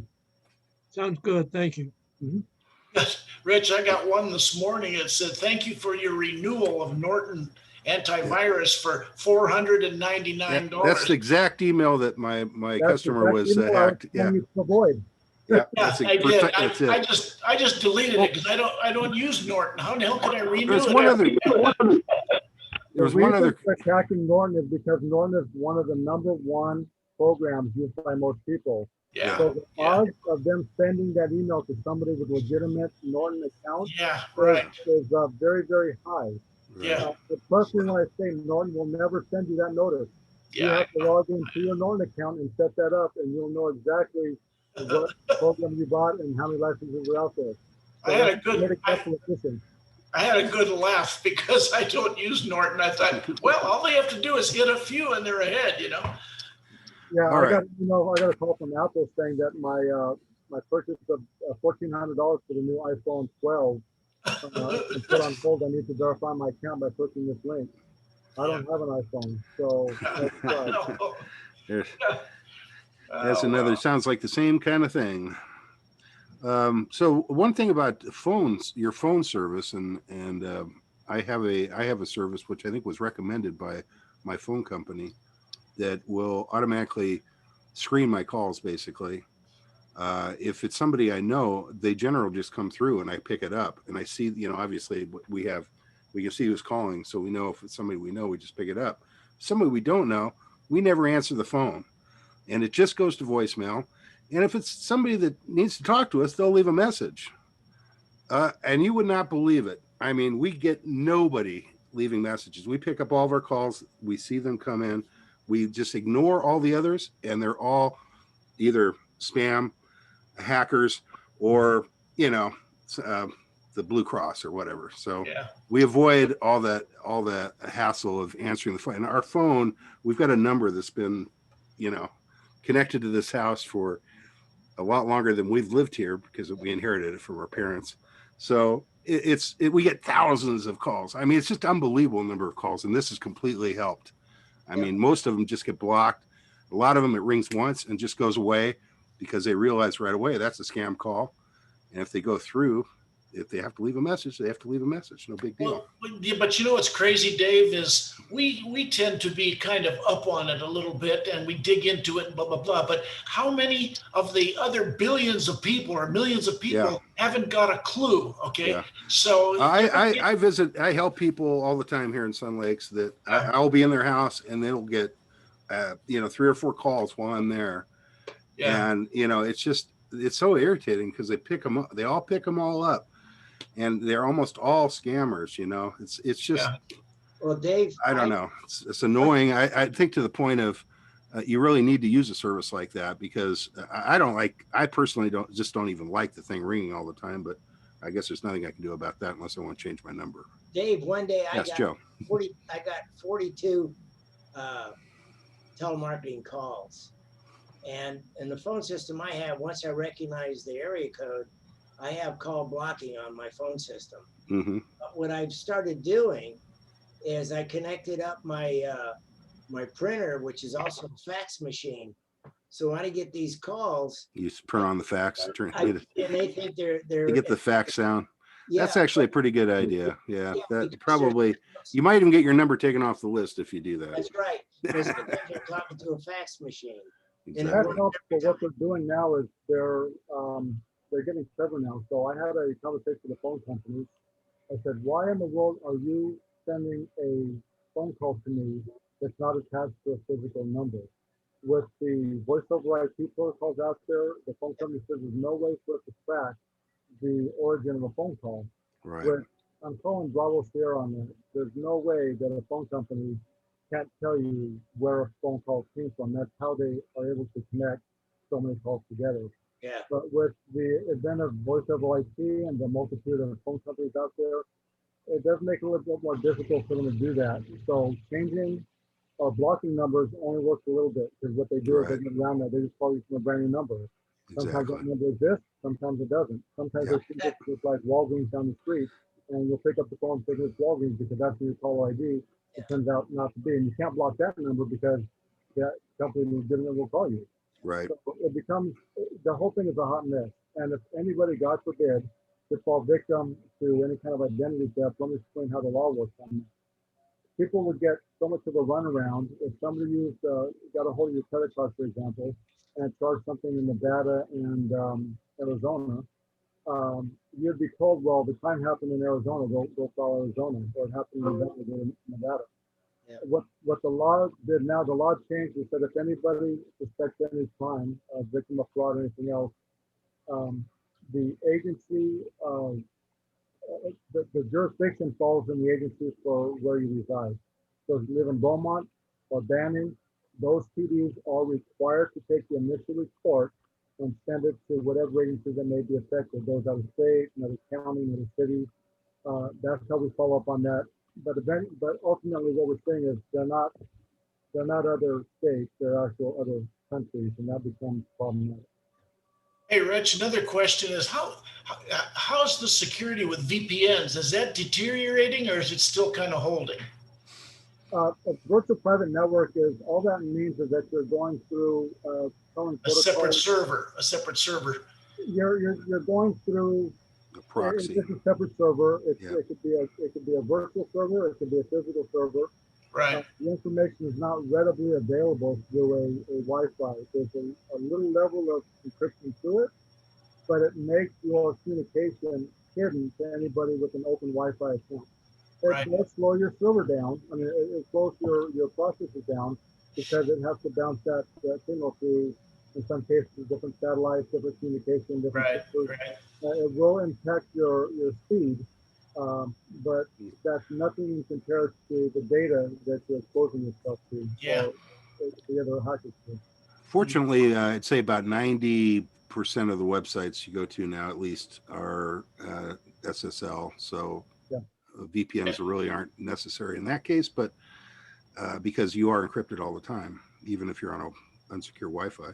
However, there's a man-in-the-middle attack, and that's a whole nother thing.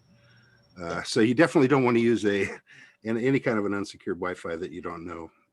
Like here, if it's in Sun Lakes or something, you're probably okay. But otherwise, don't use unsecured Wi-Fi. Yeah, probably. If you're in the clubhouse, I know that one's okay. I'm pretty sure. I got a question. Can you hear me? Yeah. Okay, I don't know if I got through the last time, but Richard, you said that the bank will never call you. Several years ago, after I purchased an iMac through Best Buy, I got a call on a Friday evening from Wells Fargo wanting to know if I had authorized the use of my credit card for such and such purchase for a certain amount. I mean, it's about $1,100. I said, no. They said, okay, that answers our question.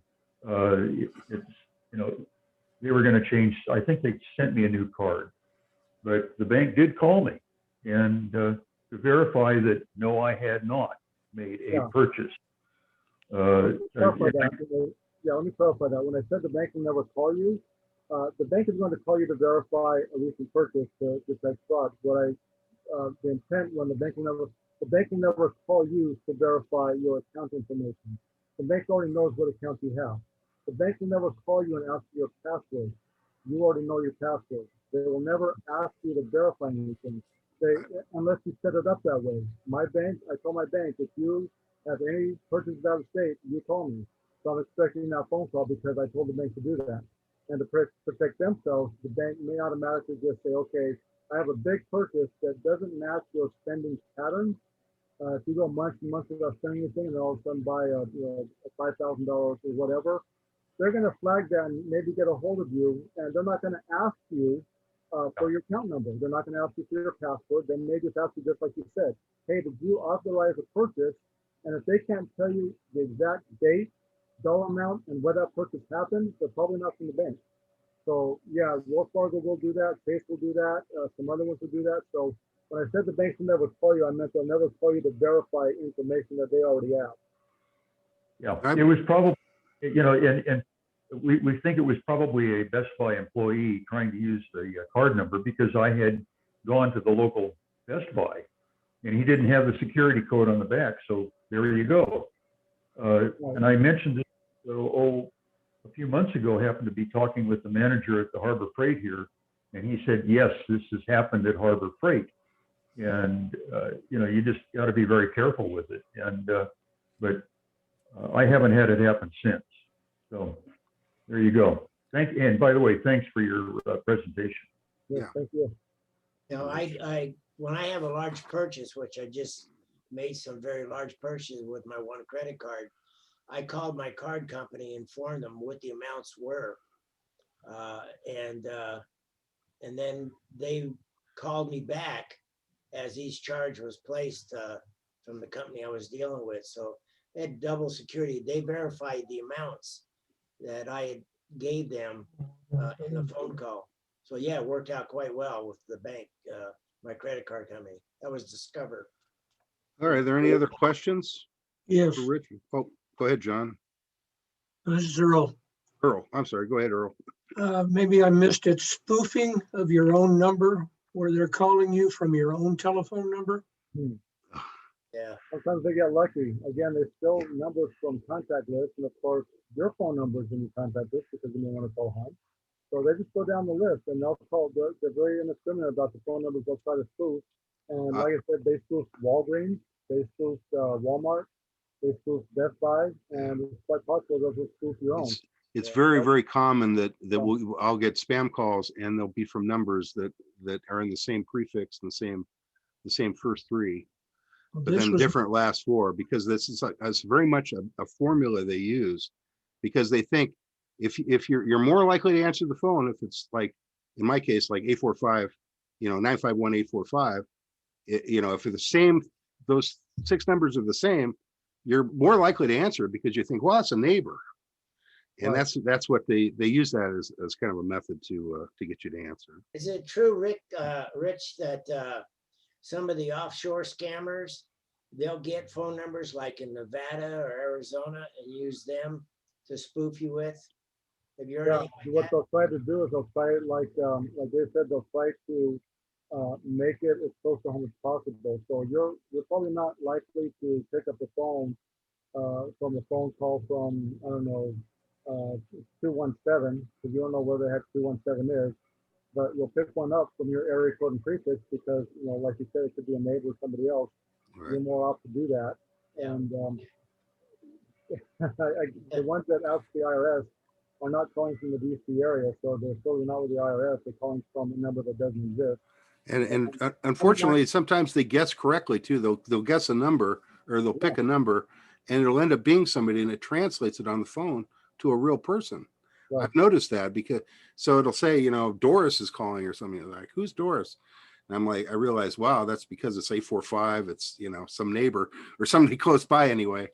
Yeah, that's Some of them actually got DOJ's number and actually used their DOJ number to make a phone call. The problem is you can't call that number back. It'll have to be the DOJ. So you don't know if they're calling you. So right.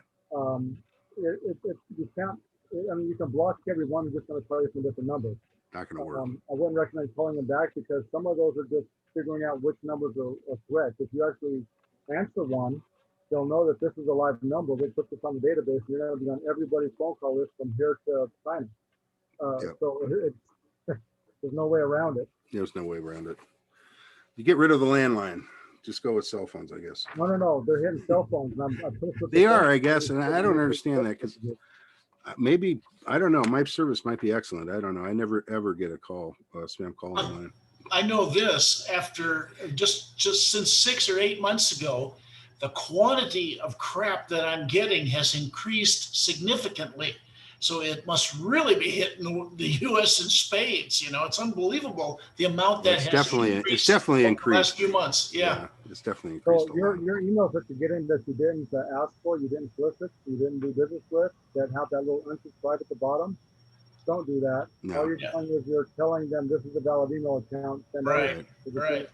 Most email clients, they will not. They won't load the images on the email, and they do that for a reason. Because if you load that image, once you've loaded that image on your computer, it knows your computer's read that email. Basically, they've got it set up in there so when you load the image that's on the email, it basically can tell because of the codes that sends back that you answered or you read that email. It validates that you're reading that email. So when you get those spam messages, never open them, never look at them, never, tell them. Definitely don't say, look at the pictures or download the images or whatever. Just don't do it. Let your email client, if you have a good one, block that and never, Yeah, just never open anything out of the email you don't recognize because there's hidden viruses in there and there's hidden transmissions of all kinds of stuff they can get out of your computer. So don't even bother to open it. Just don't open it. Don't look at it. Just delete it. You delete it, exactly. And hopefully, if you have a good service, it'll go to your spam box. At least Microsoft does pretty good for me, but I do have a pay service. Yeah. All right. Good stuff. Any other questions for Rich before we let him go? Good show, Rich. Good show. Thanks, Rich. Here for a while. Thanks. Guys. I hope I stay with my time limit here. I didn't keep track. And, no, that's okay. We talked about digital stuff this time. I have another PowerPoint presentation that's not quite as long for another day. That goes over detecting counterfeit currency, which is also a big problem today.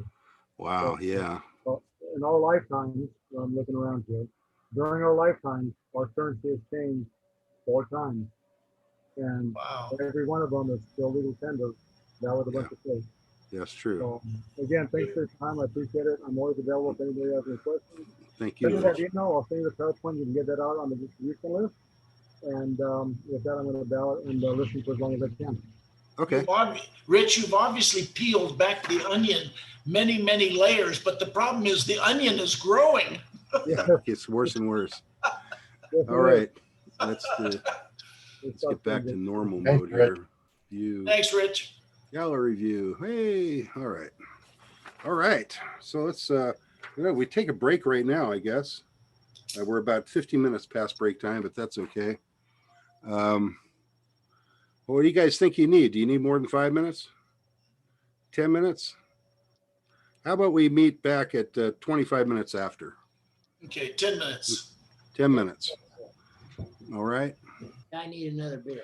And then we'll be commencing with the rest of the meeting.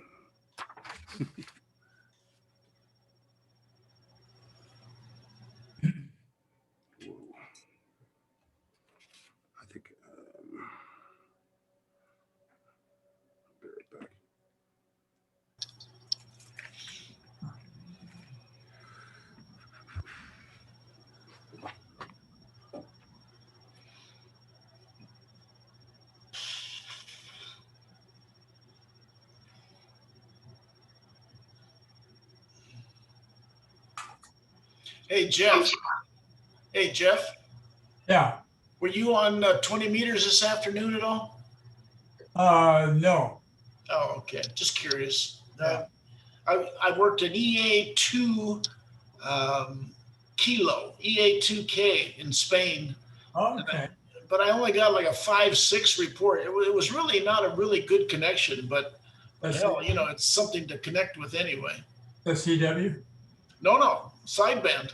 Oh, okay. Yeah, I never worked sideband. Yeah. Yeah. I could hardly understand Rich.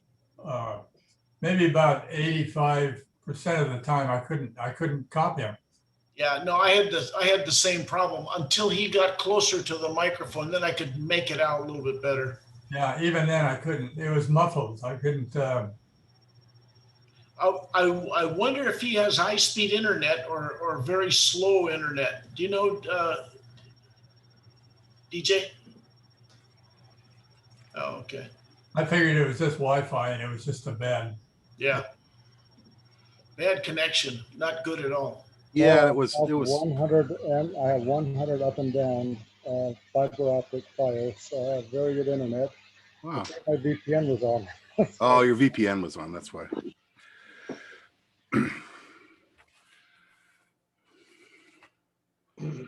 That's why. Yeah, that's one thing about VPN. It does slow things down tremendously. Yeah. I've experimented a lot with it. I don't use it all myself, but. Larry, did you just have eye surgery? I had a Mohs surgery where they take off the skin cancer. Yeah. Right here in my eyebrow yesterday. So that's why it looks like I got a black eye and a patch. Yeah. They had to punch you before you got sedated or something. I thought it was maybe you didn't do your honeydew and your wife took it out on you. Yeah, I mentioned that to Janice to you. I'm going to tell them that you smacked me the other day. There you go. Oh boy. But those surgeons said, "Oh, I'll have this black eye and this scar here for probably quite a while." It lasts about a month, unfortunately. Really? Gee. Let's hope it gets better than that. But Janice was telling me that I'm going to put makeup on you. Well, it's a good conversation piece. Yeah, it sure is. It sure is. The guy was interesting. Well, I just got in on the last half. What was he talking about primarily? Just scams? Cybersecurity, basically. Security online and scams online, as well as on the phone, telephone scams. And just being ripped off, getting scammed, because that's what I guess he takes care of. And, for, was it the banking department? I'm confused. I've had quite a few phone calls from, they say they're from Amazon and somebody bought an iPhone. Yeah. Yeah. I get that. Several of those. And so I get on the computer, I go to Amazon. Yeah. And I look to see for orders, and there's no order on there. So then I know I'm okay. But no, it's a little disconcerting. Yeah, and it's get their foot in the door. And what they really want to do is remote control your computer. Don't let anybody do that, unless it's me, of course. We got a new one today from UPS. They called and said they had a package for us, and they wanted us to verify our information. Oh, yeah. Wow. The old verify your information scam. Yep. I had one last week, I think it was, and some charge they were verifying whatever. So I decided to call the number back just for ha-has. And I got this hello from what sounded like he was from India. And I think, and I'm not exaggerating, I used every cursed, foul word a Navy man could think of. And all I heard was click on the other end. Oh, he didn't want to hear it, huh? Oh, well. No, he didn't want to hear it. Well, it could have been Russia. It could have been, like you said, Iran. If you go on YouTube, you find these guys that play with these hackers. These guys are experts. Yeah. It's kind of funny, actually. Because sometimes they scam the scammers, which, you have to admit that's entertaining. Yeah. You can scam the scammer. That's always good. Rich mentioned that one of the ways they could get information from you is through social media. and I have several social media accounts, and absolutely 0% of them is my real name. I have a, Smart man. every single one of my social media accounts is a fake name. It's a fake email address, and it's all fake information that I put in the profile. So there's nobody that can find me through social media. Theoretically, that's probably illegal, by the way, Bill, just so you know. It's I mean, a according to vi- their policy, the it's social a, media it's a company. violation of their rules. Yes, Yeah, absolutely. yeah, It says right on several of them. It says right on there, you can't do that. yeah. But that didn't stop me. No. I don't even I think use, it's actually, I think that's a great strategy. I might say just changing like the spelling, you know, using it just Put two changes. L's in your name. Yeah, put 2 L's in their name or you know, and the last name too. Change something, you know, just so you know that wow, okay, that was that scammer or whatever. That's pretty funny. I don't know. You could have a BILL, and then instead of see more, you could have see less. There you go. Spell with an I instead of a Y. I just refuse to use social media. I don't use it at all because to me, I don't either. it does nothing more than eat up bandwidth. Okay. And I'm just totally against it. No, I'll tell you the truth on mine is I got tired of looking at what my cousins had to say about politics day in and day out. Yeah. And I just said, you know something? I'm just tuning it out. I'm not going to use it anymore. I don't even care whose mother had lunch with her sister. I mean, I just don't care about that stuff. I don't care either. Yeah. I don't even use it. It's just basically like gossip network. That's what Facebook has become. Yeah. It's a gossip network. Something for the housewives to do. Yeah. You know, one of the things that I do, like I was talking about all the telemarketer calls that I've been getting, all my friends, when they call, if they hear my fax machine answer, then they call me on the cell phone, because then they know, oh, okay, he's getting the telemarketer calls. So then I see on my cell phone, because it's only basically friends and family who have my cell number. And so then when I get that, then I know it's a legitimate call. And that's the workaround I use. And these phone number generators, after they hit your phone a few times and hear that fax machine, they'll list you as a fax, and they'll take your number out of the sequence from calling it again. Yeah, but Joe, you're going to miss that important call that wants to give you $10 million for a hidden account. Well, we know that one was a scam. Holding my breath. I mean, PCH will call me up and say, "We're coming with your $5,000 a week prize." Yeah, exactly. That's like what I look at my spam mailbox just for the entertainment value, because it really is entertaining. It's like, oh, you've inherited $10 million. Yeah. Hey, Spence, what happened? Your girlfriend knock you in the eyeball, or she said shut up and you thought she said stand up? That's right. Oh, a little surgery yesterday. Social media though is pretty good. Like where you guys live in Solera or Sun Lakes, don't you have a Facebook page so you know everything that goes on over there? Who gives a royal rats? They send out an email. Yeah. You can be on an email list, and we get an email from the clubhouse. They tell us, you know, things that are open, things that are closed. That's good enough for me. A lot of people use that Nextdoor thing. I just don't like social media apps. It's a minutiae site. Yeah, mostly you get people on there talking about the doggies that got lost, or you know, they found a doggie. Over here, doggies that get lost are usually coyote. And I get all the messages from I guess they figure Sun Lakes and I guess because we're so close together, and Four Seasons are basically the same group, because I get to see all the Four Seasons and all the Sun Lakes stuff on Nextdoor. I don't know if you've tried Nextdoor. Just a quick comment, Dave. Yeah, go ahead. As far as Nextdoor is concerned, it's you know, it's got a bunch of political arguments and all that and jokes. Yeah. However, it is a good place to sell things that you might want to sell. That's probably true. Yeah, it is. Yes, I've used especially it. Big things like furniture or something where you know you want a neighbor to take it away. I got a credenza to get rid of, so maybe I'll try that. Yeah, it is good for that. It is good for being in contact with people close by. That's true. I don't actually participate much, but I do get their regular emails, and I just look at the what people say periodically. It's kind of fun. All right, it's time. Is everybody back?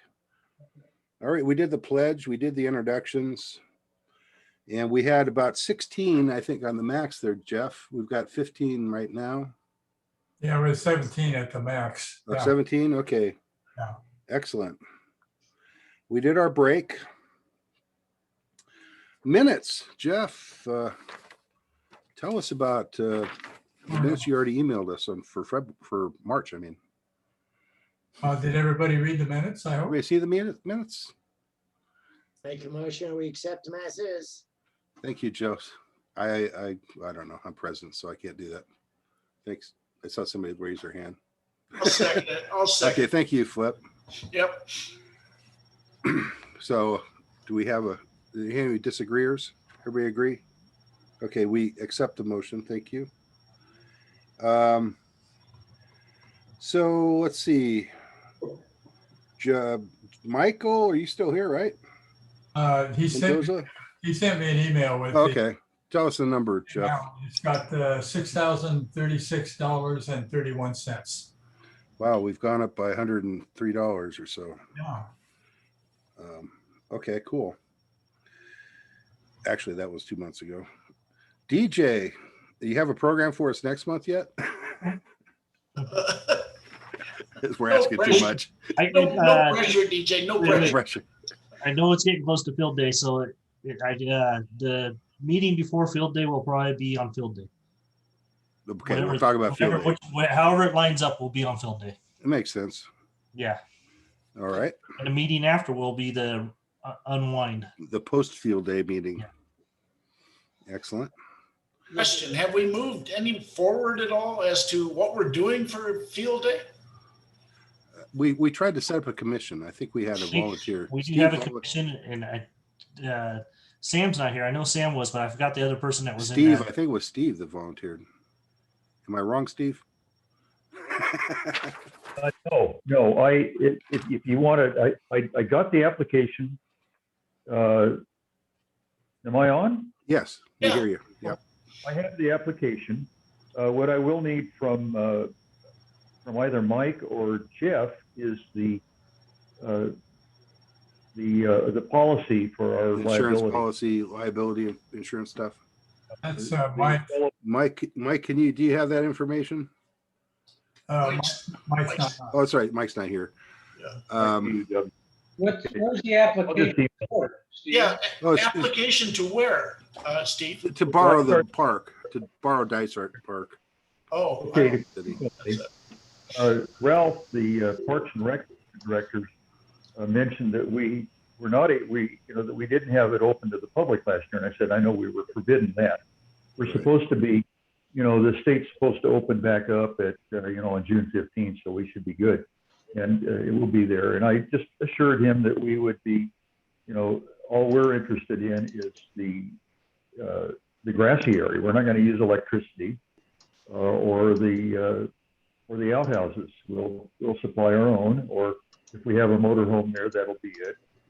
We can do that. We asked them to turn the sprinklers off, basically, for 2 days. There is a possibility that there will be some equestrian events there, but we've been there before when they've had that, and there's been no problem. That's mostly centered around the arena, right? The parking area that's down below the upper green, so we should be fine. Good. And Ralph is he wants to work with us. So good.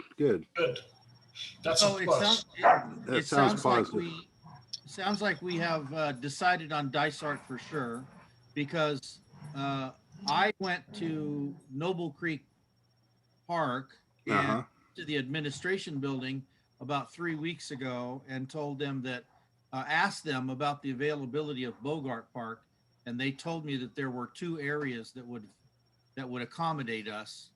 And I told them that I would get back to them, but obviously. I think the issue we had with Bogart before was we weren't allowed to spend the night. Okay, that's what I'm referring to. there are 2 areas where you Okay. can spend 24 hours a day there, or set 27 hours. So Gotcha. it was very specific about that. She initially told me, well, this area, but you have to be out by sunset. I said, no, we need it all night long. And she said, well, these are the 2 areas that you can do that.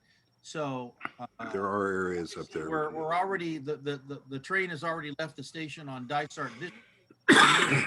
Maybe next year I can start a little earlier in the year, and I can check out Bogart for it. I think that's a good idea, Bill, because I think we do need to change it up more, as often as possible. I think we've done Dysart a couple years in a row now, right? I don't hate Dysart. I kind of like it, but May I make a comment? yeah, go ahead, Steve. We have used Bogart in the past, and it worked out all right.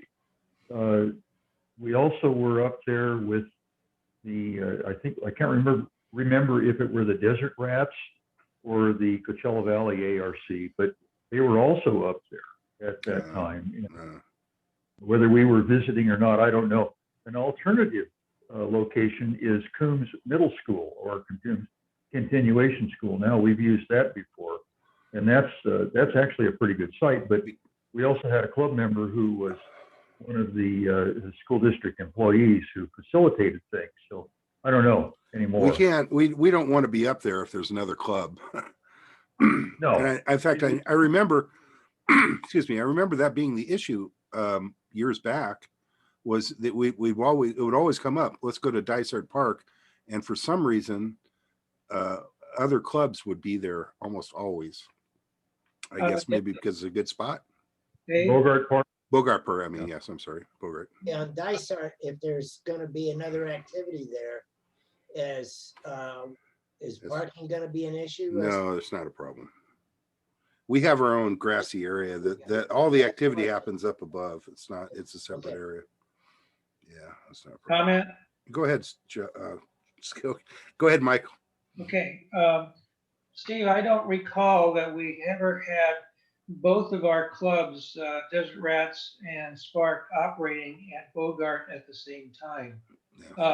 My recollection is that we had shifted away from there at one point, and Desert Rats came in, but I don't believe we ever were there at the same time. So you're right, Mike. That's correct. But I think we visited them, and I confused them. You know what? Maybe I should make myself a note to contact the Desert Rats and find out where they're going to be. Well, I think I'm not. Because they might be at Bogart again. I'm not saying that we're going to do it this year, but we should definitely be conscious of that. We don't want to have another club there at the same time.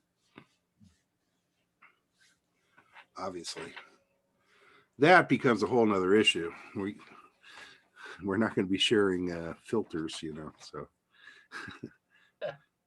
And by the way, just in case for those of you who weren't on earlier, I happen to have an extra field day diary book here. If anybody wants it, just get in touch with me. It's yours free. All right. Diary book. The old-fashioned way. Write it down. That's what I did last year, so. Put it in print. Put it in print. All right, let's move on. Thank you, DJ. Pete, we're doing a VE testing on Saturday, right? We are. I have had 5 candidates contact me. Excellent. So we'll see if they all show up. And we're on for 9 a.m.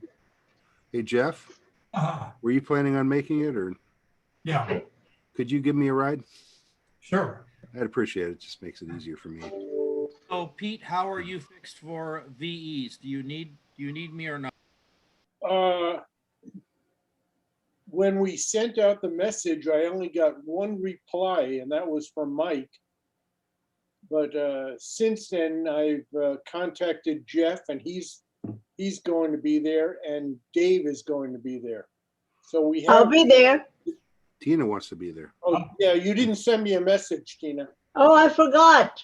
No, okay. Well, so we have just about the bare minimum. Sounds like you have. You're welcome. You're welcome to come, Bill. Well, okay. How yeah, about, actually, how about I'm Mike? glad- Yeah, if Mike wants to come, he can come too. I mean, you guys. Oh, Mike, UIJ. oh, he said he's coming. Oh, okay, good. I said that. Okay, good. I Yeah, am we. FYI, Pete, I did not get a message, email message soliciting VEs from you. I was not on that list. No, So- it comes from Jeff. He sends it out. That's from me, and you should be on it, Bill. Okay, well, you might want to double check because I don't have a memory of receiving that. But it sounds like you're good to go, so I won't be there. Okay, but you are always welcome. Yeah. So there's people that are VEs, you know, that you want to do it every so often. So you know, otherwise you got to keep it up, right? Anyway, okay. Thank you, Pete. Aries, Mike's not here. I don't know what's going on with Aries, Steve. Who else does Aries? Maybe we'll skip Aries. Races, Steve, tell us about Races. Races is there, and we have a quarterly meeting coming up. I may have even missed it. It might have been last night at Zoom. Uh-oh. And yeah, Okay. so I think otherwise nothing new. There's been a lot of volunteer stuff coming from county EMD requesting help. A lot of it's been for the Riverside area, so not very many members are going to be responding to Riverside. No, it's not my favorite place to go. And then there's PASCOM and Emergency Com. I'm not sure what the difference is. Sam is not here. Is Sam here? No. I don't know. It's who else goes to the PASCOM meetings? Anybody? I used to go, and I'll be restarting once they get back in mode again. Yeah. I don't know that they're having meetings. I guess they probably have Zoom meetings like everybody else. When I see Mike at the Cafe Royale, I'll ask him about it.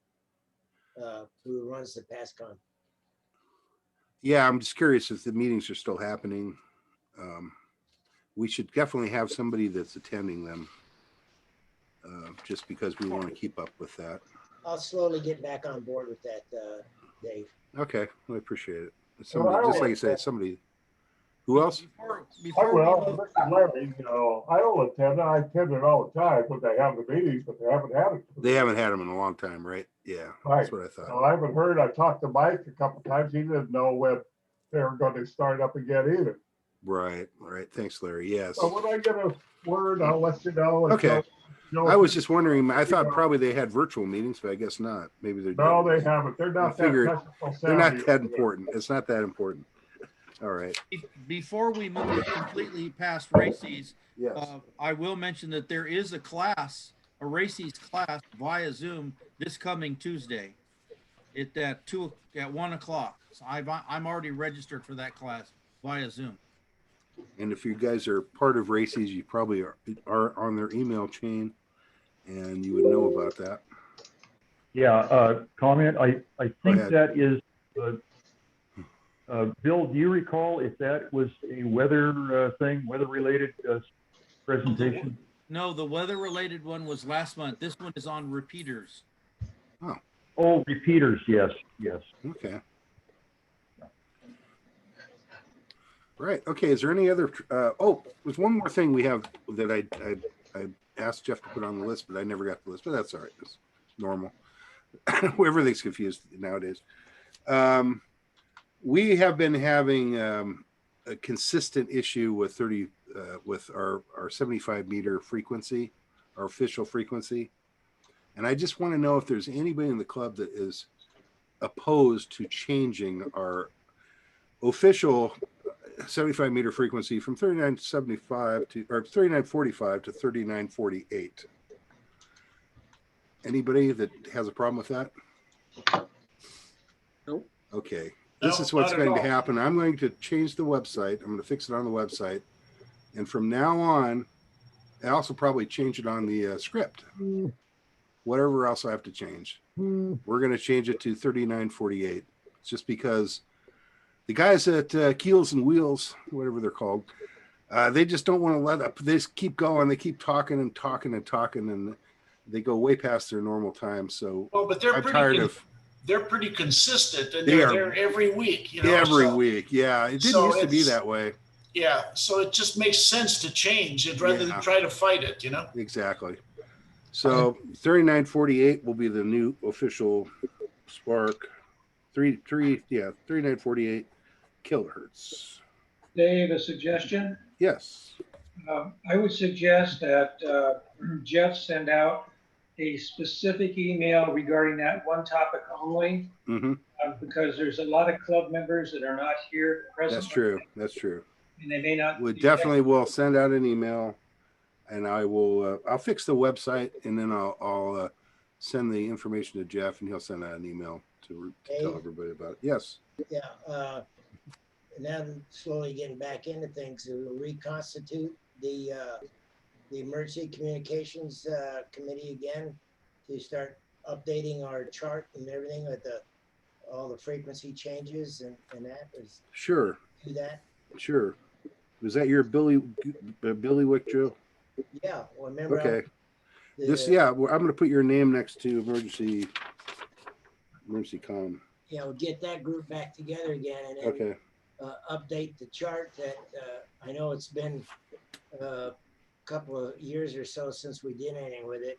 Yep. Maybe now's the time to. It's a good time. I don't think we ever updated it on the website, so we should update it, and then we'll put it back. We'll put it up on the website so everybody knows what's going on. Put out the word then. Anybody wants? I know Steve, you were on the committee, and I forget who else is with us. Well, Joe, if you have questions, you have people that you need to contact. You know, you've got the list, right? You can call anybody. You can ask for my help anytime. If Jeff wouldn't mind putting out an email that we're reconstituting the emergency comms committee, if anybody's interested, to get in touch with me with my email address. That way we can get it rolling. Hey, Joe, why don't you send Jeff an email to that effect, and then he'll forward it to everybody. Okay, copy. Make his life a little easier. Yeah. Well, by the way, Bill, I did not have you on the VE list. So yeah, my apologies. I put you back on. There you go, Bill.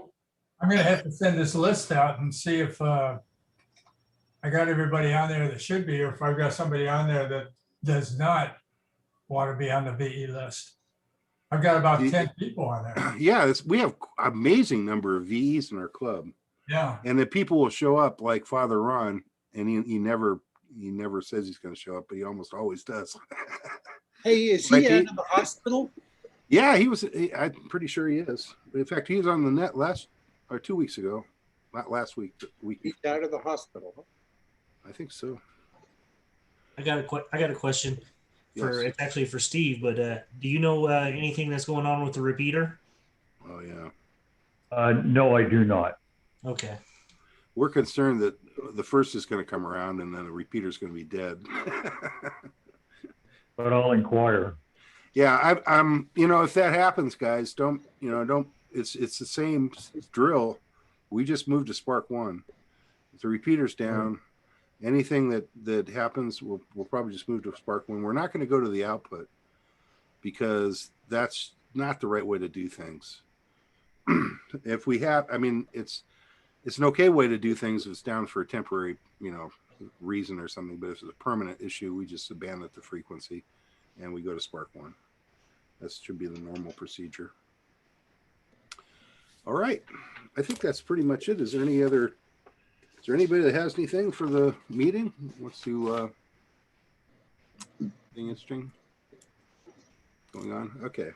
Doesn't look like it. Thanks everybody for attending our meeting. And if you guys have any suggestions for meetings, send them to Jeff or me or DJ or all three of us, or just send them to Jeff. So I'll send them to DJ and I. Any ideas that you have for upcoming meetings, we'll take them. We always like good ideas, right, DJ? DJ's still here. Okay, guys. Yes. Right. All right. And next month, gosh, Like you said, well, I guess we're still kind of up in the air on that, but look forward to next month's meeting. I guess we're going to do Zoom again because June was the magic month where things are starting to open up again. Do we do a meeting in June? Because of field day, we don't, right? That's affirmative. Yeah. So probably our first real meeting again will be in July, and hopefully we can get the Vermont City Hall to accept us again. Not May 27th? I thought it was June when they technically allow us to get back together. Well, we could have a meeting on June 27th. Am I overlooking something or? That's after field day, right? Yeah. Before. No, Jeff, you're talking about a May meeting, correct? Yeah. Yeah. Yeah. May is still locked down. It's not until June. But there will be a Zoom meeting for May? Yeah, we'll do Zoom in May. Okay, yeah. Unless something changes. Yeah. And DJ will come up with a program. We don't know what that is yet. It'll be a mystery program. All right. Thanks, guys. You guys want to hang out and talk a little bit? I'm willing, but otherwise, we're going to officially end this meeting.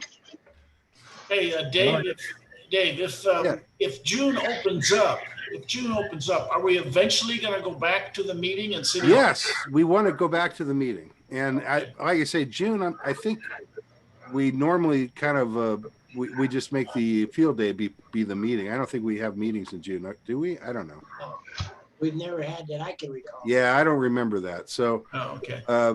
But you know, we definitely want to talk to the city and make sure that we still have a place to meet, and otherwise we'll have to make arrangements, you know, and I'm sure we can figure something out. But yeah, I can't wait to get back to really meeting. Yes. Yeah, it's really. Michael. Is it safe to assume that we're not having a mini field day? That's a good question. Maybe we should have a virtual mini field day. We could do. We just get on our radios and That's talk. a good move. That's a good move. We don't have to necessarily set up the gear. We can set it up in our backyard. Just kind of have our own personal field day or mini field day rather than getting together, since I don't think technically we can. What do you think, Mike? Does that sound like a plan? We just do it. Yeah. I So think the intent of the mini field day typically has been to have the people that are going to be operating stations right. to set up and try to ascertain if we've got any interference issues. Right. Yeah. And unfortunately, you know, actually, I guess fortunately, I don't know, however you want to look at it, the ARRL is allowing people to do field day from home again. And we'll probably have a lot of members that want to do that. But on the other hand, I really want to have a field day, especially since we should be okay in June. Assuming that we're okay in June, I really want to have a field day, and those that want to participate can participate. Those that want to work from home can do that too. Well, Dave, have you guys determined yet who wants to set up stations? That's a good question. Yeah. Actually, why don't we? Well, I'll tell you what. It's too late now, but I will send an email to Jeff, and we'll ask people about that. We'll ask about that. Who wants to participate? How many stations have we had in the past? I mean, at any one time on field day, we have 3 or 4. 4 or 5. I think we've had 5 maybe at one point, but usually it's 4 is the max we've ever. You know. Usually we have like 5 or 6 people set up, but only operate 3 or 4 at one time. Yeah. Yeah. Which is the rule. Yeah. Any other comments about field day or questions? Anything. All right. Cool. 73, you guys, I'm out of here. All right, Mike. Thanks for showing up. We appreciate it. Me too. I'm out of here. Good night, Me guys. too. Good night. It's all over. Good night, guys. 7-3. All over. Okay. Adios. Adios.